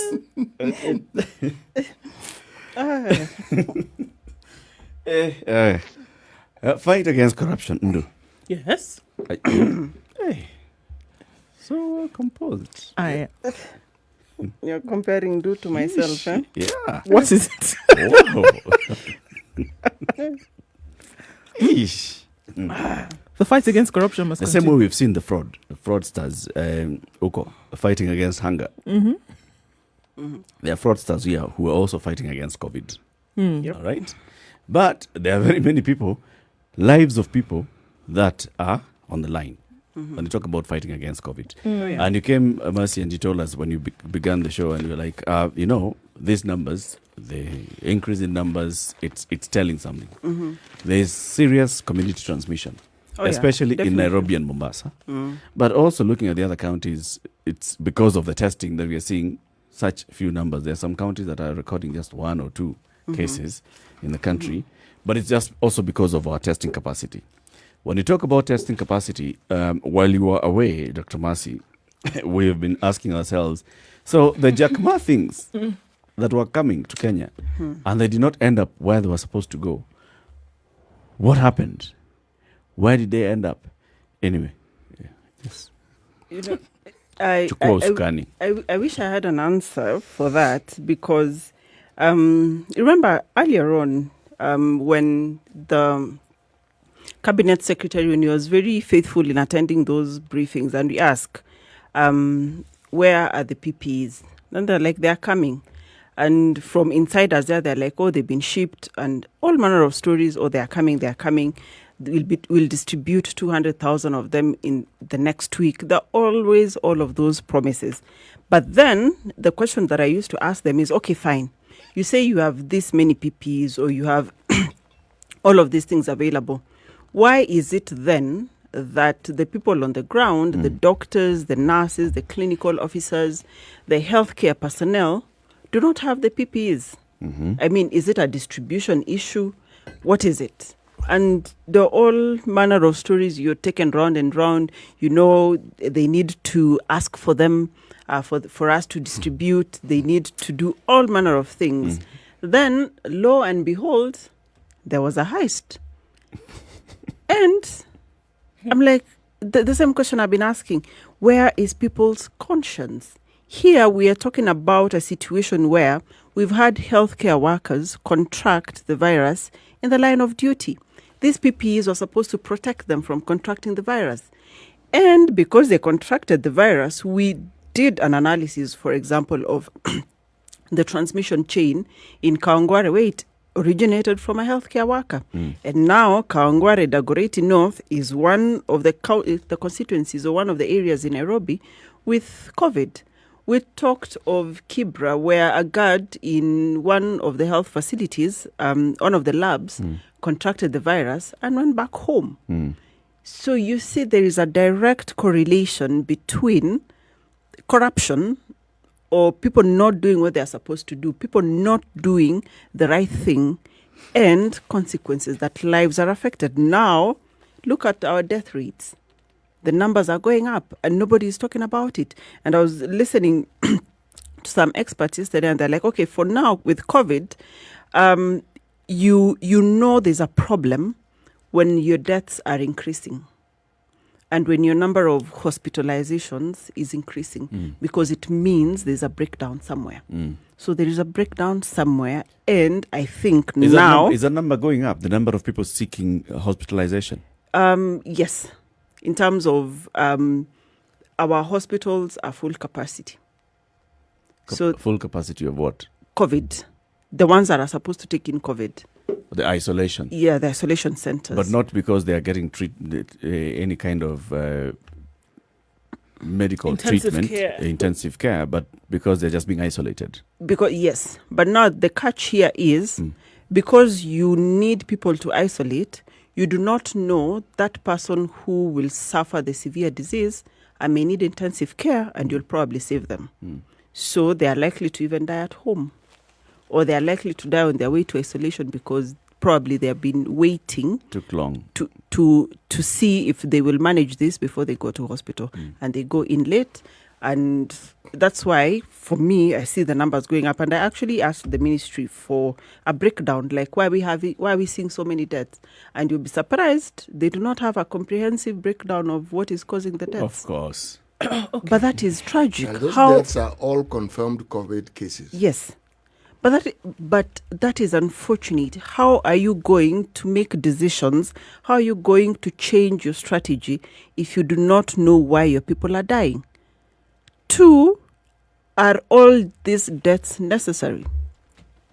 Could something have been done to reverse them? Did you ever get an answer to that question? Because you have asked No. that question very many times. No. Let's And I look keep back asking. at, okay, so how did this person end up dead? At what point did they check into the hospital? What kind of care did they receive? How was the escalation done? At what point did they pass on? What happened? Any answer to that? I think for the first 12 people, after that, nobody seems to know. So the last I talked to the ministry, they said they've sent out a team to go and do a proper audit and classifications and all of those. So I'm still waiting for that data. But for me, it is worrisome. It is worrisome. I'm not so concerned about the increasing number of cases because chances are 90% will be asymptomatic. But my concern is that among the 10% with symptoms, you will find people who need urgent healthcare services. And those services will not, 1, be available for them, or 2, they're not even in existence anyway. Because if you go to West Pokot, which ICU will you get and get a ventilator? Why don't we throw in Turkana while we're at it? Why don't we throw in Wajir County while we're at it? Mandera, Yes, why don't we throw those ones in while we're at it? Garissa, In Kwale. fact, how many counties actually have ICU? Let's talk about those facilities? counties. So far, have we heard cases of people going, seeking medical care in these counties and needing these facilities yet? Seeking COVID-related services. Yeah. There are sporadic stories here and there, but you see, you have to have a confirmed case. Yeah. So the stories are there. The latest one that I've had was just here in Kiambu, Thika, where somebody went in feeling unwell. She went into a coma. Her blood sugars were high. But because nobody knew what was happening, she died because they were waiting to check if it's COVID. Okay. So, Let me change this discussion a little bit, Mercy. Are we certain that our tests are conclusive? from my own observation, from my own talking to the experts that are there, yes, our tests are, because 1, they have to undergo validation before they are used for testing. And Who so, validates them? but now they are validated by the same laboratories that are testing. So they validate and they say they are okay. So from their validation, you have to believe that they are conclusive because it's the same lab. Have we had any cases of false positives? False positive, no. It's what they report as inconclusive, where you're not sure, but they do a rerun to confirm. So yes, they are there and they're expected from any laboratory, whether it's a false positive or a false negative, but they do a rerun just to make sure that it is certain that when we say it's positive, when it's negative, it's negative. I know there's been a lot of issues around the testing disputes and whatnot, but it's expected. I mean, it is a lab, and from even any other test, if you find, because they run 3 genes of the coronavirus, and at least 2 of them, and the 2 that one is for SARS-CoV has to be positive, and the other one for SARS-CoV-2, which is now the coronavirus, has to be positive. The first one is just for the coronaviruses, so that one is neither here nor there. But the other 2 that's like must. A screening. Yes, the other 2 must. So there are those 3 genes that are looked for. So if, for example, you get the first gene for coronaviruses and the second gene for just SARS-CoV, which can be any, you have to do a rerun, because you have to have the SARS-CoV-2 turning positive for you to confirm that it is positive. So essentially that's your confirmatory test. No, it's the same test. Yes, but it's your confirmatory Yes, it's the one that, yes. result. Yes, the one that confirms that, yes, we have detected that there is coronavirus. The one causing COVID-19. So from a laboratory perspective, these are some of and it's not just unique to the coronavirus, but any other test that you may have a false positive, you may have a false negative, because depending on the parameters that you're looking at. And usually the best practice is, if your lab is getting, let's say, a lot of false negatives or a lot of false positives, you have to confirm from another lab. And we have them. I mean, it's not only one lab that is doing these tests. You can confirm them in country, out of country, just to be sure that your quality of tests or the quality of tests that you're releasing is not in doubt. So as it is now, personally, I would say that our tests are okay. They are conclusive. That when they say they have detected the virus, they have detected it. When they say they haven't, they actually haven't. Now, remember that, and I've said this several times, that the COVID testing is like a certificate of good conduct. If you test now, it just says, as at now, when you took that sample, you did not have it, or you had it. You may test me now and I'm negative, and then I go out, meet somebody else, and I contract, and 2 days later when you test, it's positive. It doesn't mean the first test was wrong. It was wrong. It just means it's a moving target. You can get it any time. And if I test now and it is positive, I could have been on my day 14 or day 11 or something. Then 2 days later when I test, it's negative. It doesn't mean the one that was positive was wrong. I know Eric is looking at us, and we're going to take a break in a few minutes. However, I think after this high-level meeting took place yesterday with the president and the Council of Governors, a lot of things are emanating now just from these basic facts that you've given, Dr. And it could be a bit worrisome, if this is what we are looking at. I mean, just some basic things that the Council of Experts or the Committee of Experts previously, the Brain Trust, had given in terms of, basic irreducible minimums that needed to have been achieved in order for, number one, the economy to open up and certain things to happen thereafter. And one of the things that, stuck out like a sore thumb yesterday was that one of the things they said was that there should have been a national target of 30,500 units of isolation beds across the country. And today's what date?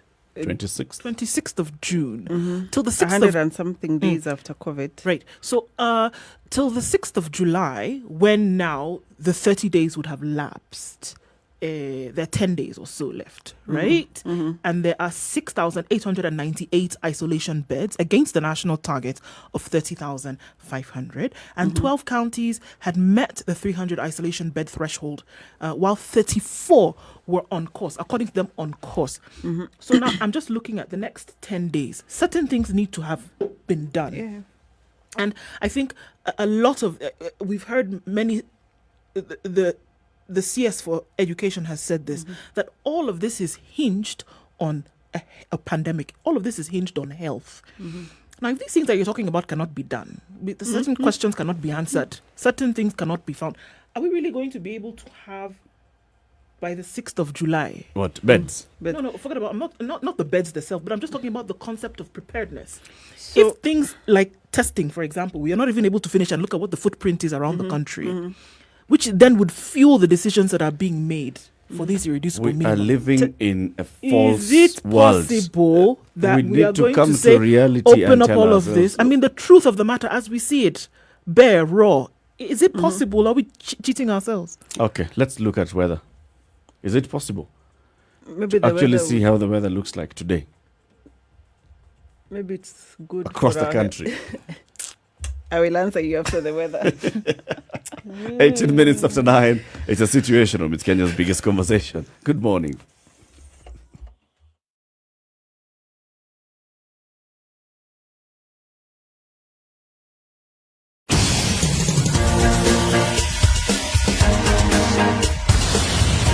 Okay, the sun is peeking through as we see through the clouds. In Nairobi, 17 degrees, highs of 23. It'll be that way for most of the day. Nyeri, mostly sunny conditions this part of the morning. 22 degrees, the high, and lows of 13 with rainy conditions later on. Nakuru will be a wet afternoon into a wet weekend with highs of 23. Eldoret will follow in the same form, however, with thunderstorms.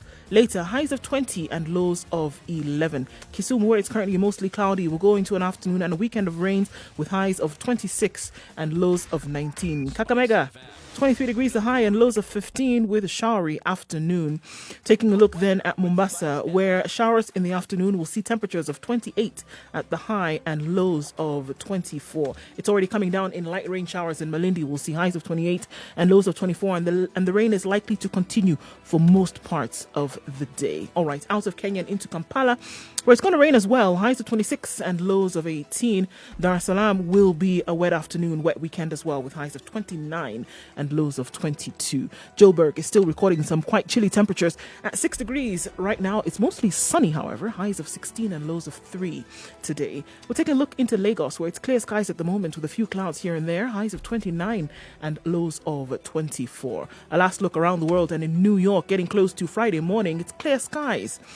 22 degrees is what it'll look like, and highs of 31 and lows of 21. Paris, summertime, 23 degrees and sunny conditions, and it's going to cool it down later on and then come back to highs of 31 and lows of 19. And finally, for the weekend, London, clear skies at 19 degrees, showers expected later with highs of 29 and lows of 16.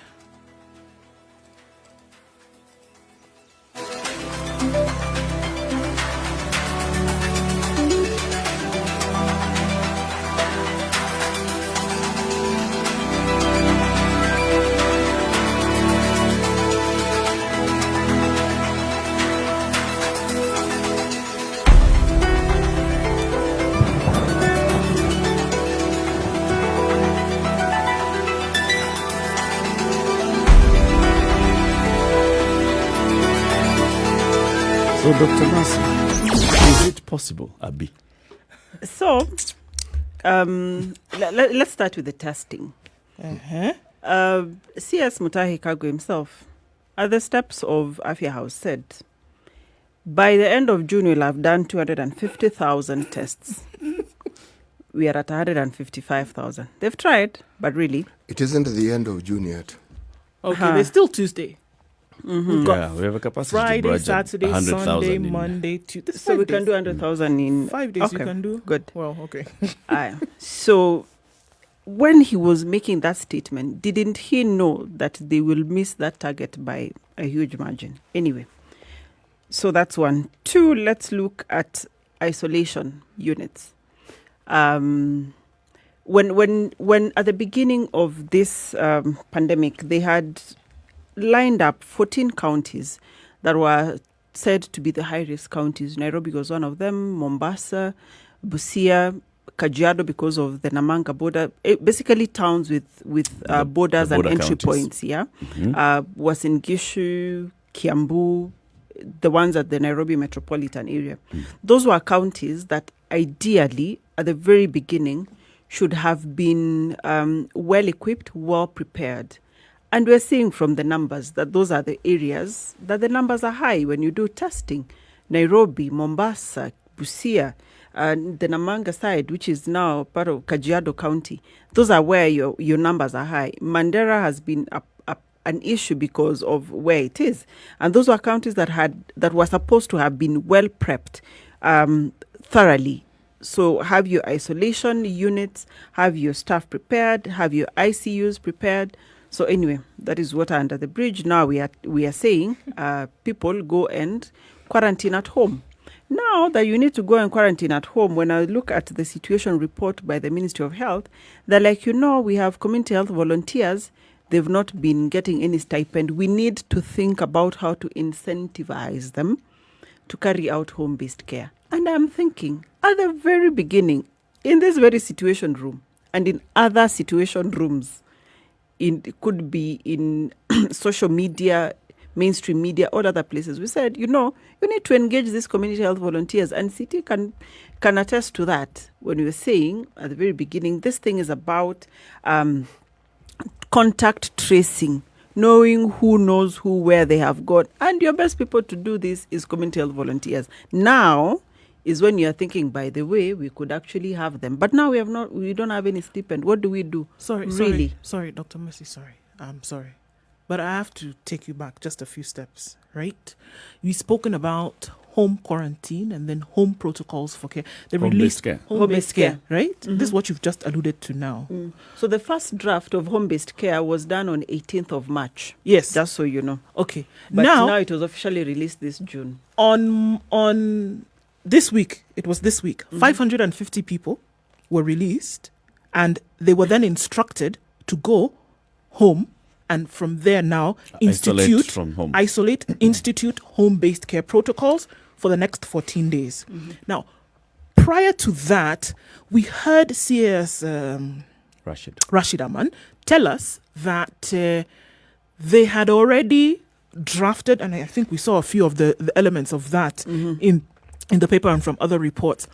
And in the event that individuals then were not able to take care of themselves in a home setting, there then would be community centers manned by community health workers that then would be able to help these individuals for 14 days to take care of themselves. What I'm hearing you say now is that even that then was not going to be possible because of course it was never going to work. Needed to have been a little bit of money that would be used to incentivize these individuals. You need to have people who are coming to your home every day to capture the data. I'm not even talking about coming to your home. I'm talking about the one in the community, whereby if you're not able to stay in the house, your neighbor, that's a community health worker who's taking care of like this area, who's coming to capture all that information and says, all right, now this person is ready to be maybe retested or they have lived for 14 days or whatever.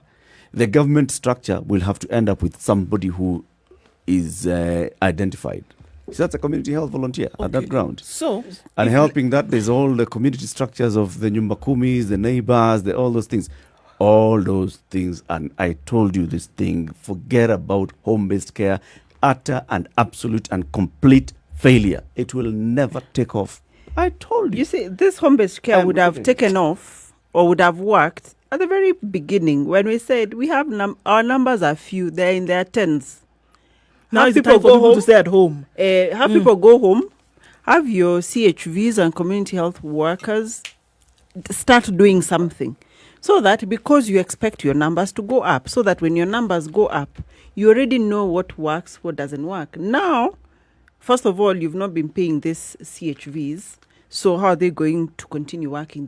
They also need to eat. They've also been affected by the pandemic like everyone else. They need to put food on their table, so they're not going to volunteer free. And remember, we go back to PPEs. Do we have those PPEs? That these are going to be using? Because they talked about, I read this thing. So they said that you need, if it's within the home, then you need an isolated area where this individual is going to be. You need one bathroom toilet that they will be using on their own. You needed an open area whereby they could be served food. Is that practical? Exactly. And the person then who was going to be able to take care, you needed to have identified somebody within this family who was going to be taking care of this individual who was ill, and they needed the necessary equipment then to take care of them. Now you can They imagine even if, put a cost to it. yes, they did. They said you need all these things. So is it just talking air? Because then I'm going to come back to the question. This high-level meeting that took place yesterday, when the president is now saying, guys, this is what we need in order for, because July 6th is coming. By the time we are telling the nation what is going to happen, there's certain things that need to have been done. So we're still running circles around ourselves in the second phase of the extension. Of course, we are running circles around ourselves. This is how we are. This is how our setup is. We were never ever going to move unless there is money. Look, even now when you talk about But money came, and what happened Money to came, the now, money? money came. What happened to the money? That's already gone. We need more money. That's why I say initially you were seeing things moving because there was a bit of money. Now there's no movement at all because there's absolutely no money. Let me take you back to the issue of isolation. They identified schools, boarding schools. These schools are empty. For quarantine. And they'd be used for quarantine and isolation, because isolation for people who are asymptomatic and you're just trying to say, okay, home-based care and maneno yote, you can put them into this facility. They even identified them, the KSMSs in each county, not KSMSs, KMTCs in each county, and all that. When the experts were sitting with the president on the 6th of June and were saying, you know what, Mr. President, let's come up with irreducible minimums. This is what we need to do. Before you go at and open up, this is what we need to do. The experts are also dealing with things on paper. You need to increase the capacity of counties. You need to do ABCD. And then the president comes and says, on Wednesday, this is on Saturday, on Wednesday, the Council of Governors and I were going to have a meeting, and then we'll be discussing every 2 weeks. One of them is yesterday's meeting. Anyang' Nyong'o, the Kisumu governor, he was telling the summit, you guys, let's tell the president the truth about the need to lift restrictions. The fact is that even rural markets have never been closed. The reality of things on the ground is, key to COVID, it is fighting itself, as we are not fighting it. Actually, that's after seeing all this hula baloo and everything going on, my thinking and my new advice, if I were to sit down with a committee of experts and the president, is one, look at your data. What information is it telling you? It's telling you that 90% of your people do not have any symptoms. So one, do you even need to have them in isolation in the first place? And I give an example. People now say, oh, what of people in informal settlements? They live in one-roomed house. What happens? So if I live in a one-room house and I get COVID, it means the immediate contact, who are my family members, need to go into quarantine also. So do you come pull me out and take me to isolation, then come and pull them and take them to quarantine? Why don't we all stay there until this thing until we all shed the virus for anyone who will have gotten it? And just make sure you provide us with food, with water, and we will find a way of, coexisting. Because if you pull all of us, how many people will you pull apart and take them to all these facilities where it needs money to run? And then two, you are exposing even more people, because now there are people that need to prepare food, there are people that need to clean, there are people that need to come and do regular checks. Is there another way of rethinking this? Two, that most of your people are asymptomatic, one, and that's 90%, and 50% of your cases are people between the age of 20 to 49.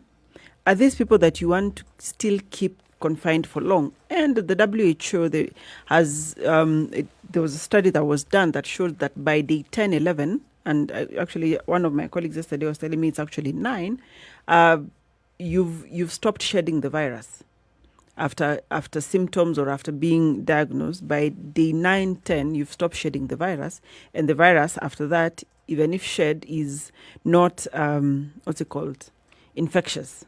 So if that is the case, do you still need to keep people confined? Do you still need to keep people closed up?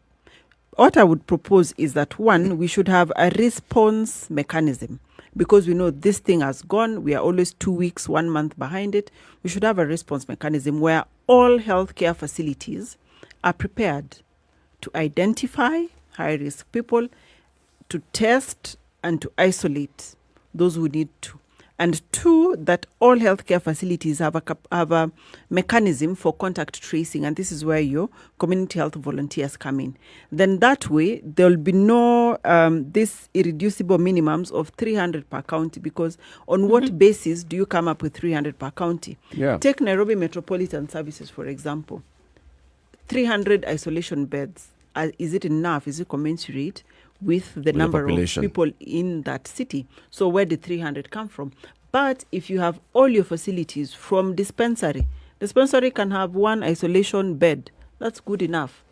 You have your health centers, you have your hospitals, you have your level 5, your level 6 facilities. Have them, be it public or private, be prepared to identify, to isolate, and to do contact tracing from a facility level. What that does is it allows you to respond to COVID, 1, and 2, it allows you to continue other healthcare services. Now, the other point, which is now the pain point for COVID, is when people need critical healthcare services. According to best practice, for every 50 general beds in a hospital, you should have 1 ICU bed.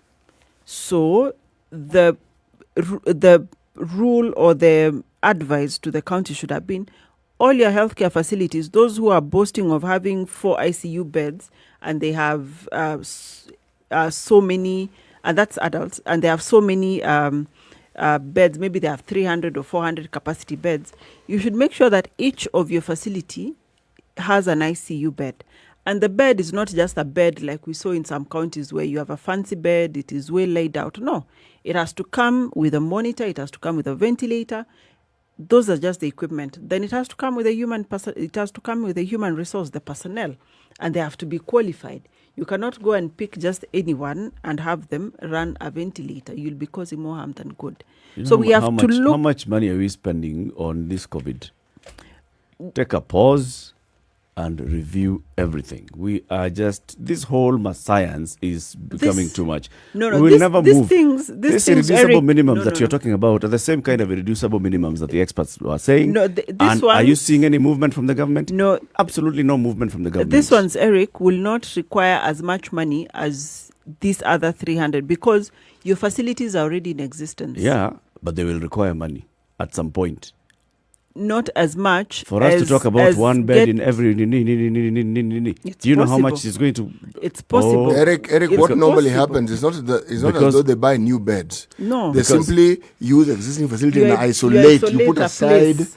Yes. Because of this, place. if they have refused to use KMTCs, my friend, it's because they're looking for a way to make money. No, but Give you see, them KMTC... No, Eric, you missed the point of where it says... For people who have the virus and they are asymptomatic, they have no business going to any KMTC removal. What we are worried about are, and we go back to the deaths that I'm worried about, people dying unnecessarily. And this is now what you need to prepare for. And that's why I say your hospital should be able to identify, test and isolate and do contact tracing from a facility perspective. And that's from the dispensary. All of these facilities, Mark you, have personnel. They have existing structures. Let's just say our healthcare system should operate as it should. Yes. This thing of isolating and saying COVID is what I'm saying. We go to COVID. That's why it's taking so long for these conversations to happen. Do you know what we are being primed for? It's money going towards buying this, the shortage of beds, what. Which, in my opinion, and it's all a waste of unnecessary. time. Which, in Let's my opinion, look at is traffic. Unnecessary. Exactly.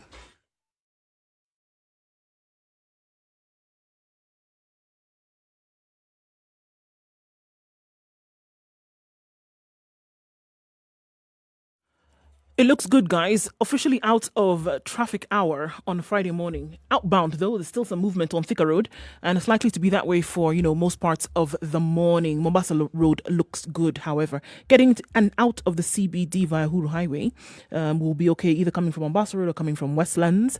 Thika Road and... Mombasa Road, like we said, Langata Road, rather, and Gong Road actually look pretty good. Is the situation in the capital and other parts of the country Friday morning. And that's what traffic looks like. Signing out. Let us know how it looks like later on in the day. But for now, you should be good to go.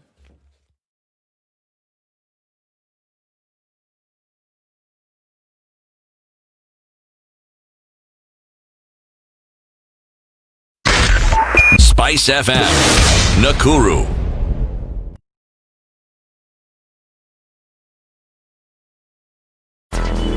Traffic.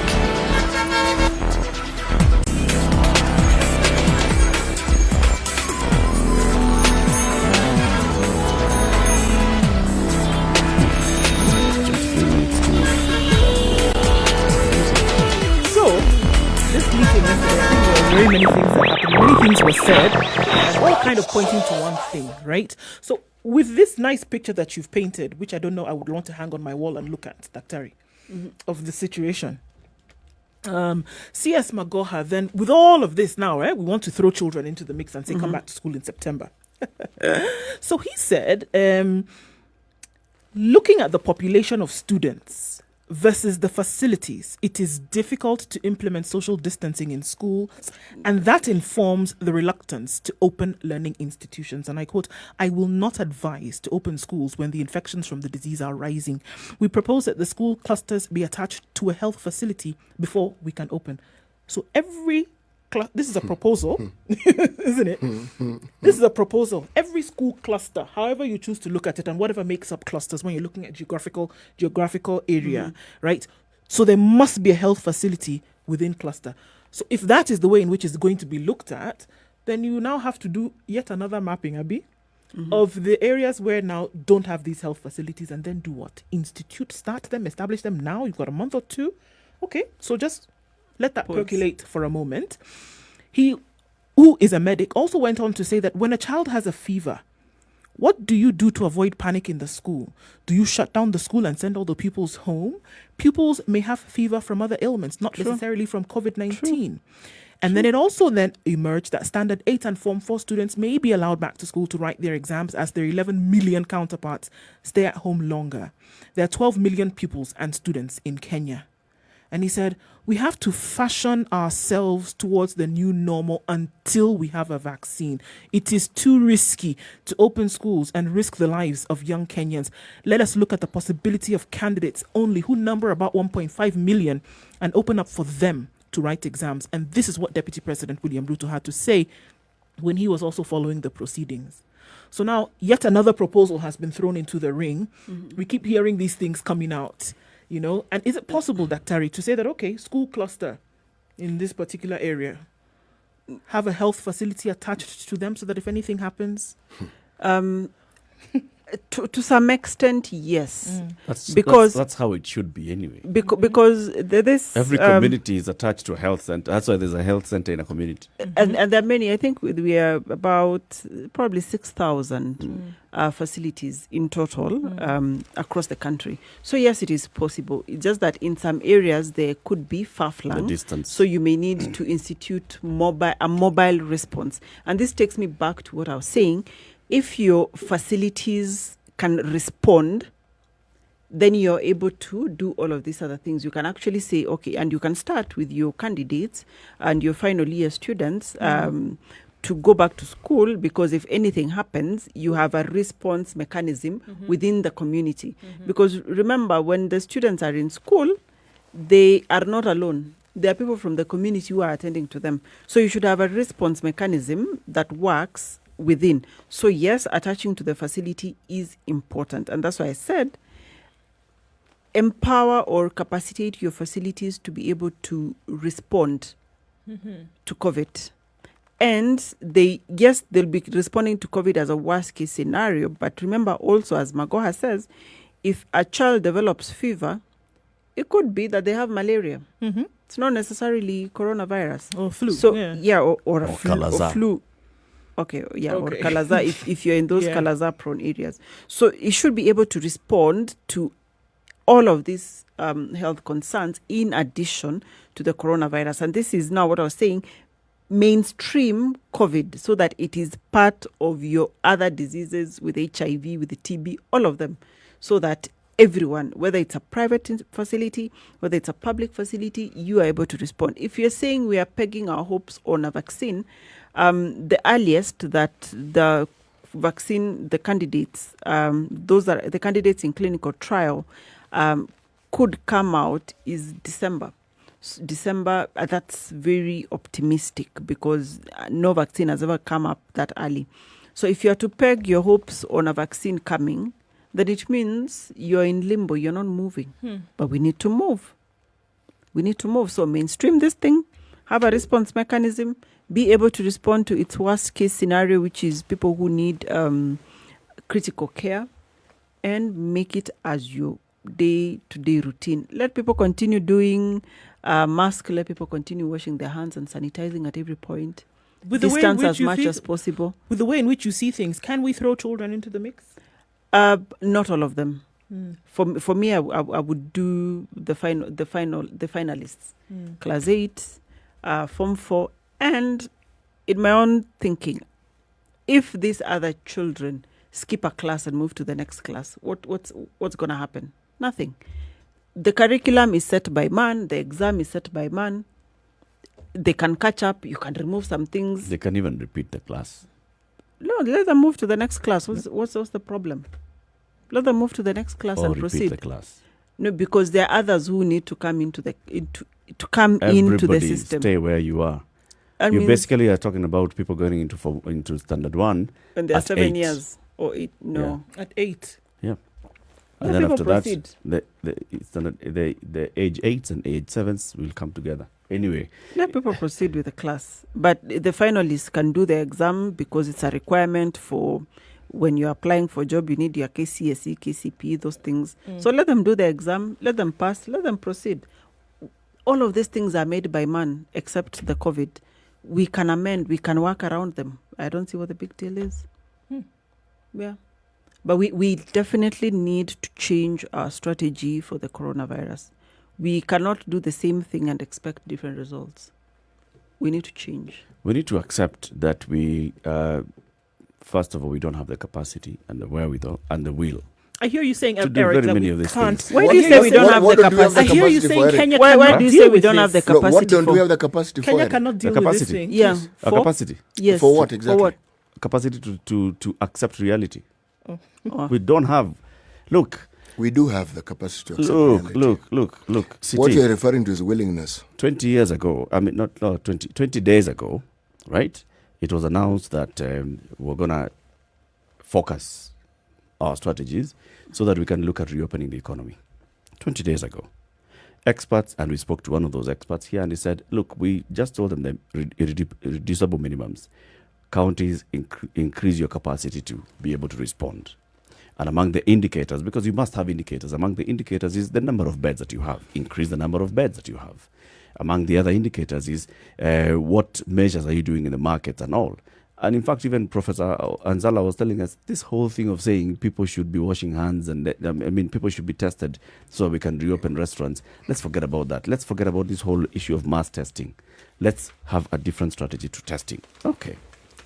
We're having a meeting that is discussing and it's talking about the same issue. The resolution out of yesterday's meeting is similar to the resolution after the previous meeting. Counties are going to work hard at increasing their capacity, their bed capacity. Counties are going to work hard at continuing to recruit. Money has been set aside for recruitment of healthcare workers.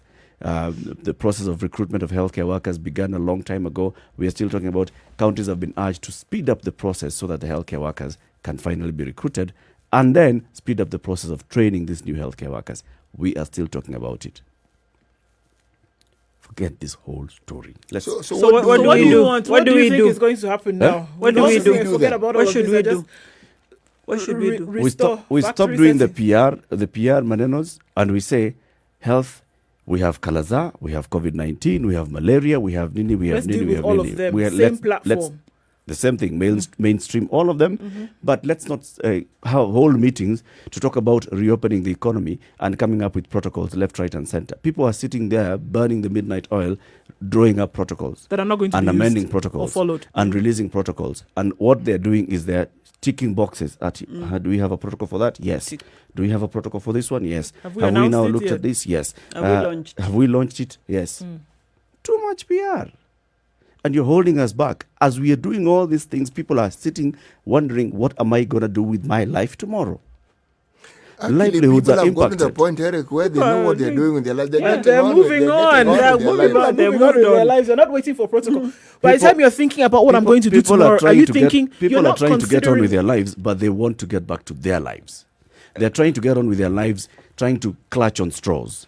People who work in the airline industry are not moving on with their lives. They're moving on with a different life, But you clutching know- on straws. you know- people who Life all has these changed. statistics The that- airline business all these cannot... statistics that are showing us that people are not able to pay rent, people are not able to earn a living.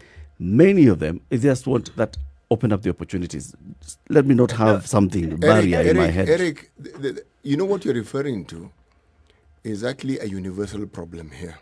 Because, for instance, there are certain markets. If you're talking about the tourism industry, it isn't something that Kenya is going to decide. Other countries have to open up their economies first before we can even think of opening up that particular sector. Now, if we think about opening the economy, you tell me which country, which one, right now, has actually opened up the economy fully. None. Even those who said they were opening up have reverted.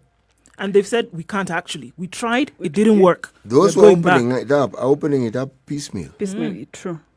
And it's a conditional opening, because they open up and they have already stated from those protocols that they established, should we open up at this particular level and we see that it's not going to work, there's the provision for us to go back to where we were before, and that has been stated from the very beginning.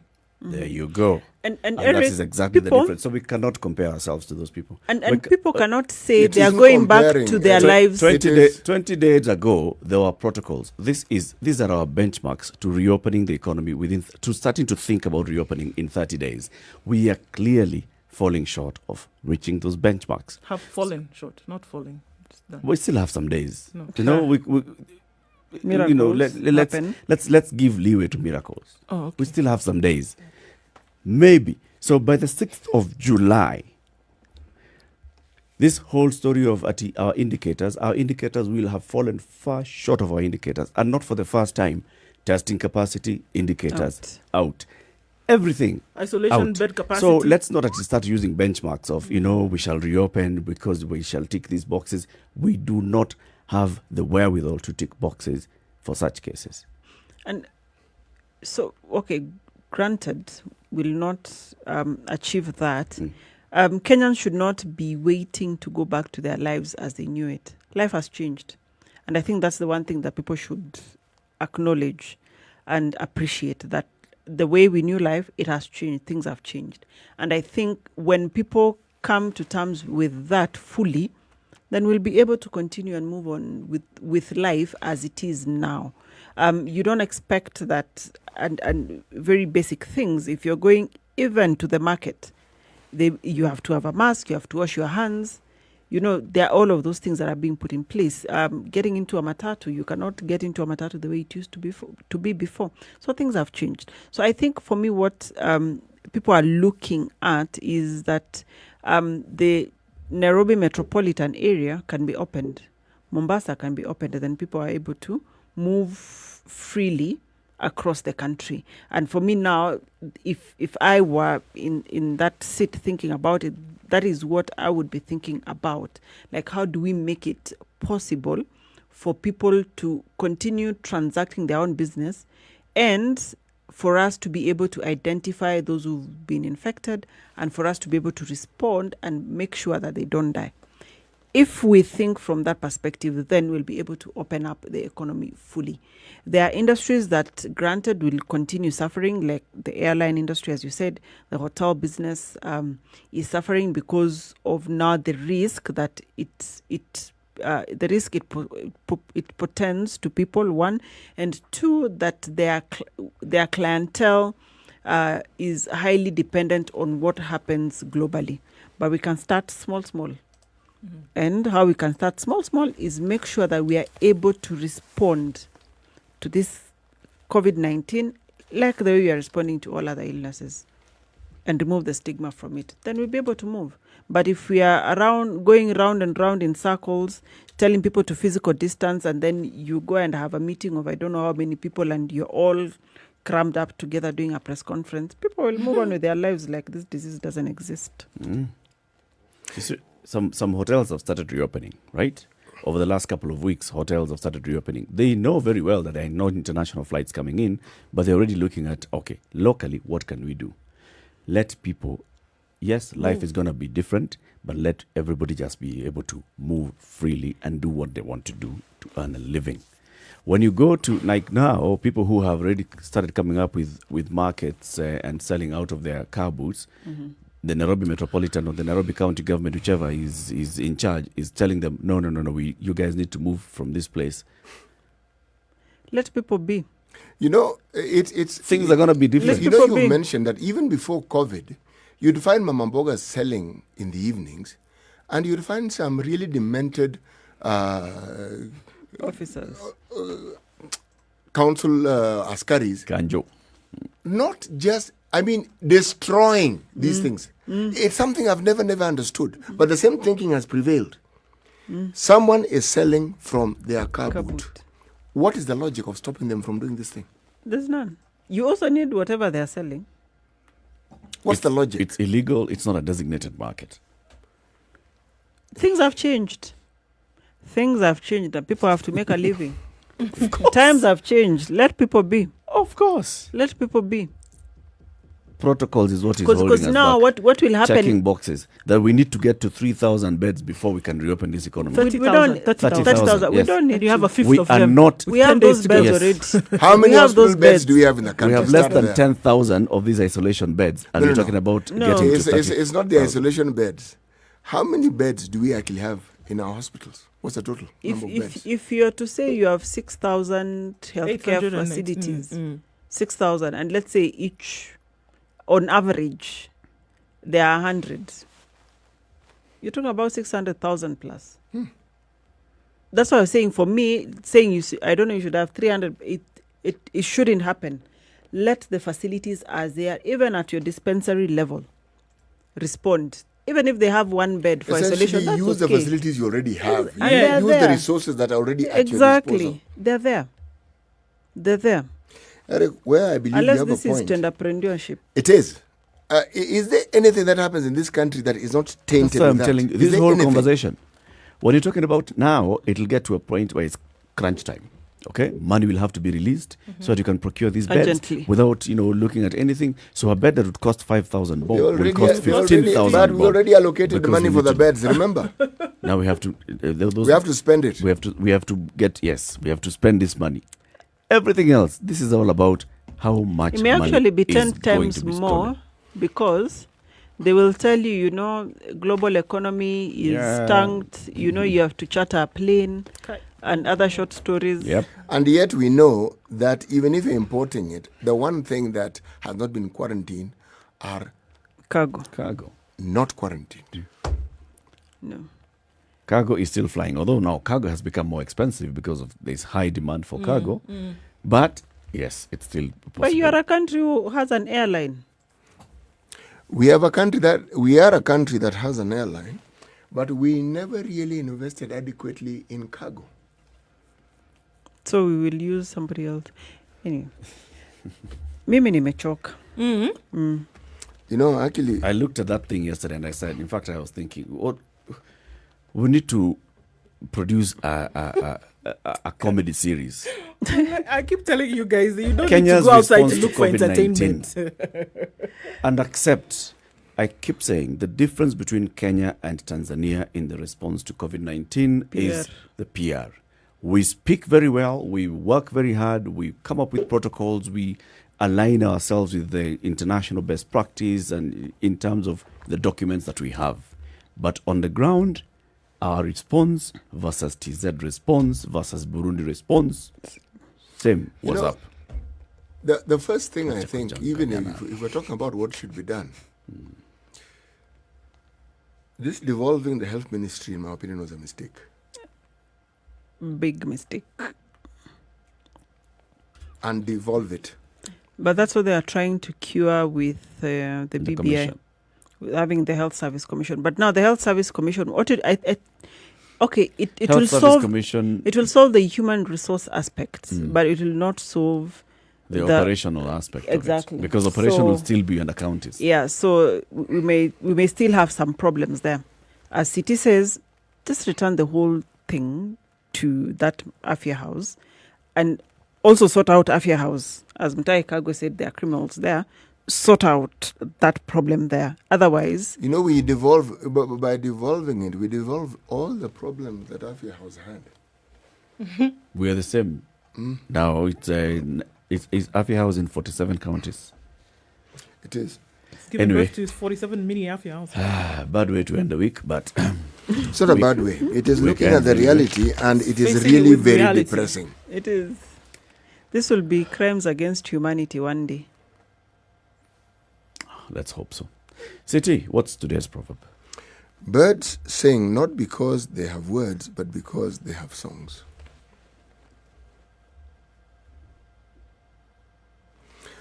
Let me look at it positively. None of these negative examples.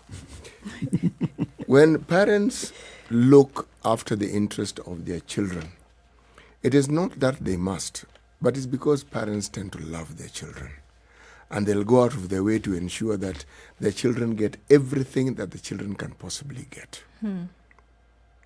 Yani uzazi si lazima, and kulea pia sio lazima. Sio lazima. Haina lazima. Birds don't have to sing. Okay. Just log off si utupatie maneno ya mwisho. For me, I think people should take personal responsibility for their own health and their own well-being, seeing that, as I have kept on saying, the government does not know how to serve its people. So take personal responsibility and live. Don't be held back because COVID-19 pandemic. Live. There's only one life to be lived. Madam Ndu. Sir? Look, this thing shouldn't come and pass us by as something that just happened, right? I think the vital lessons to be learned from this, there's a whole harvest of lessons to be gleaned, and we can't not but talk about it, honestly. We have to. Yep, we must keep talking, and this is what we do every weekday, 6 a.m. to 10 a.m. We'll be back on Monday, 6 a.m. to 10 a.m., talking and talking and talking, because that's what we must continue doing, and raising the right questions and asking, demanding the right answers. Good morning. It's 10 o'clock. Have a great weekend.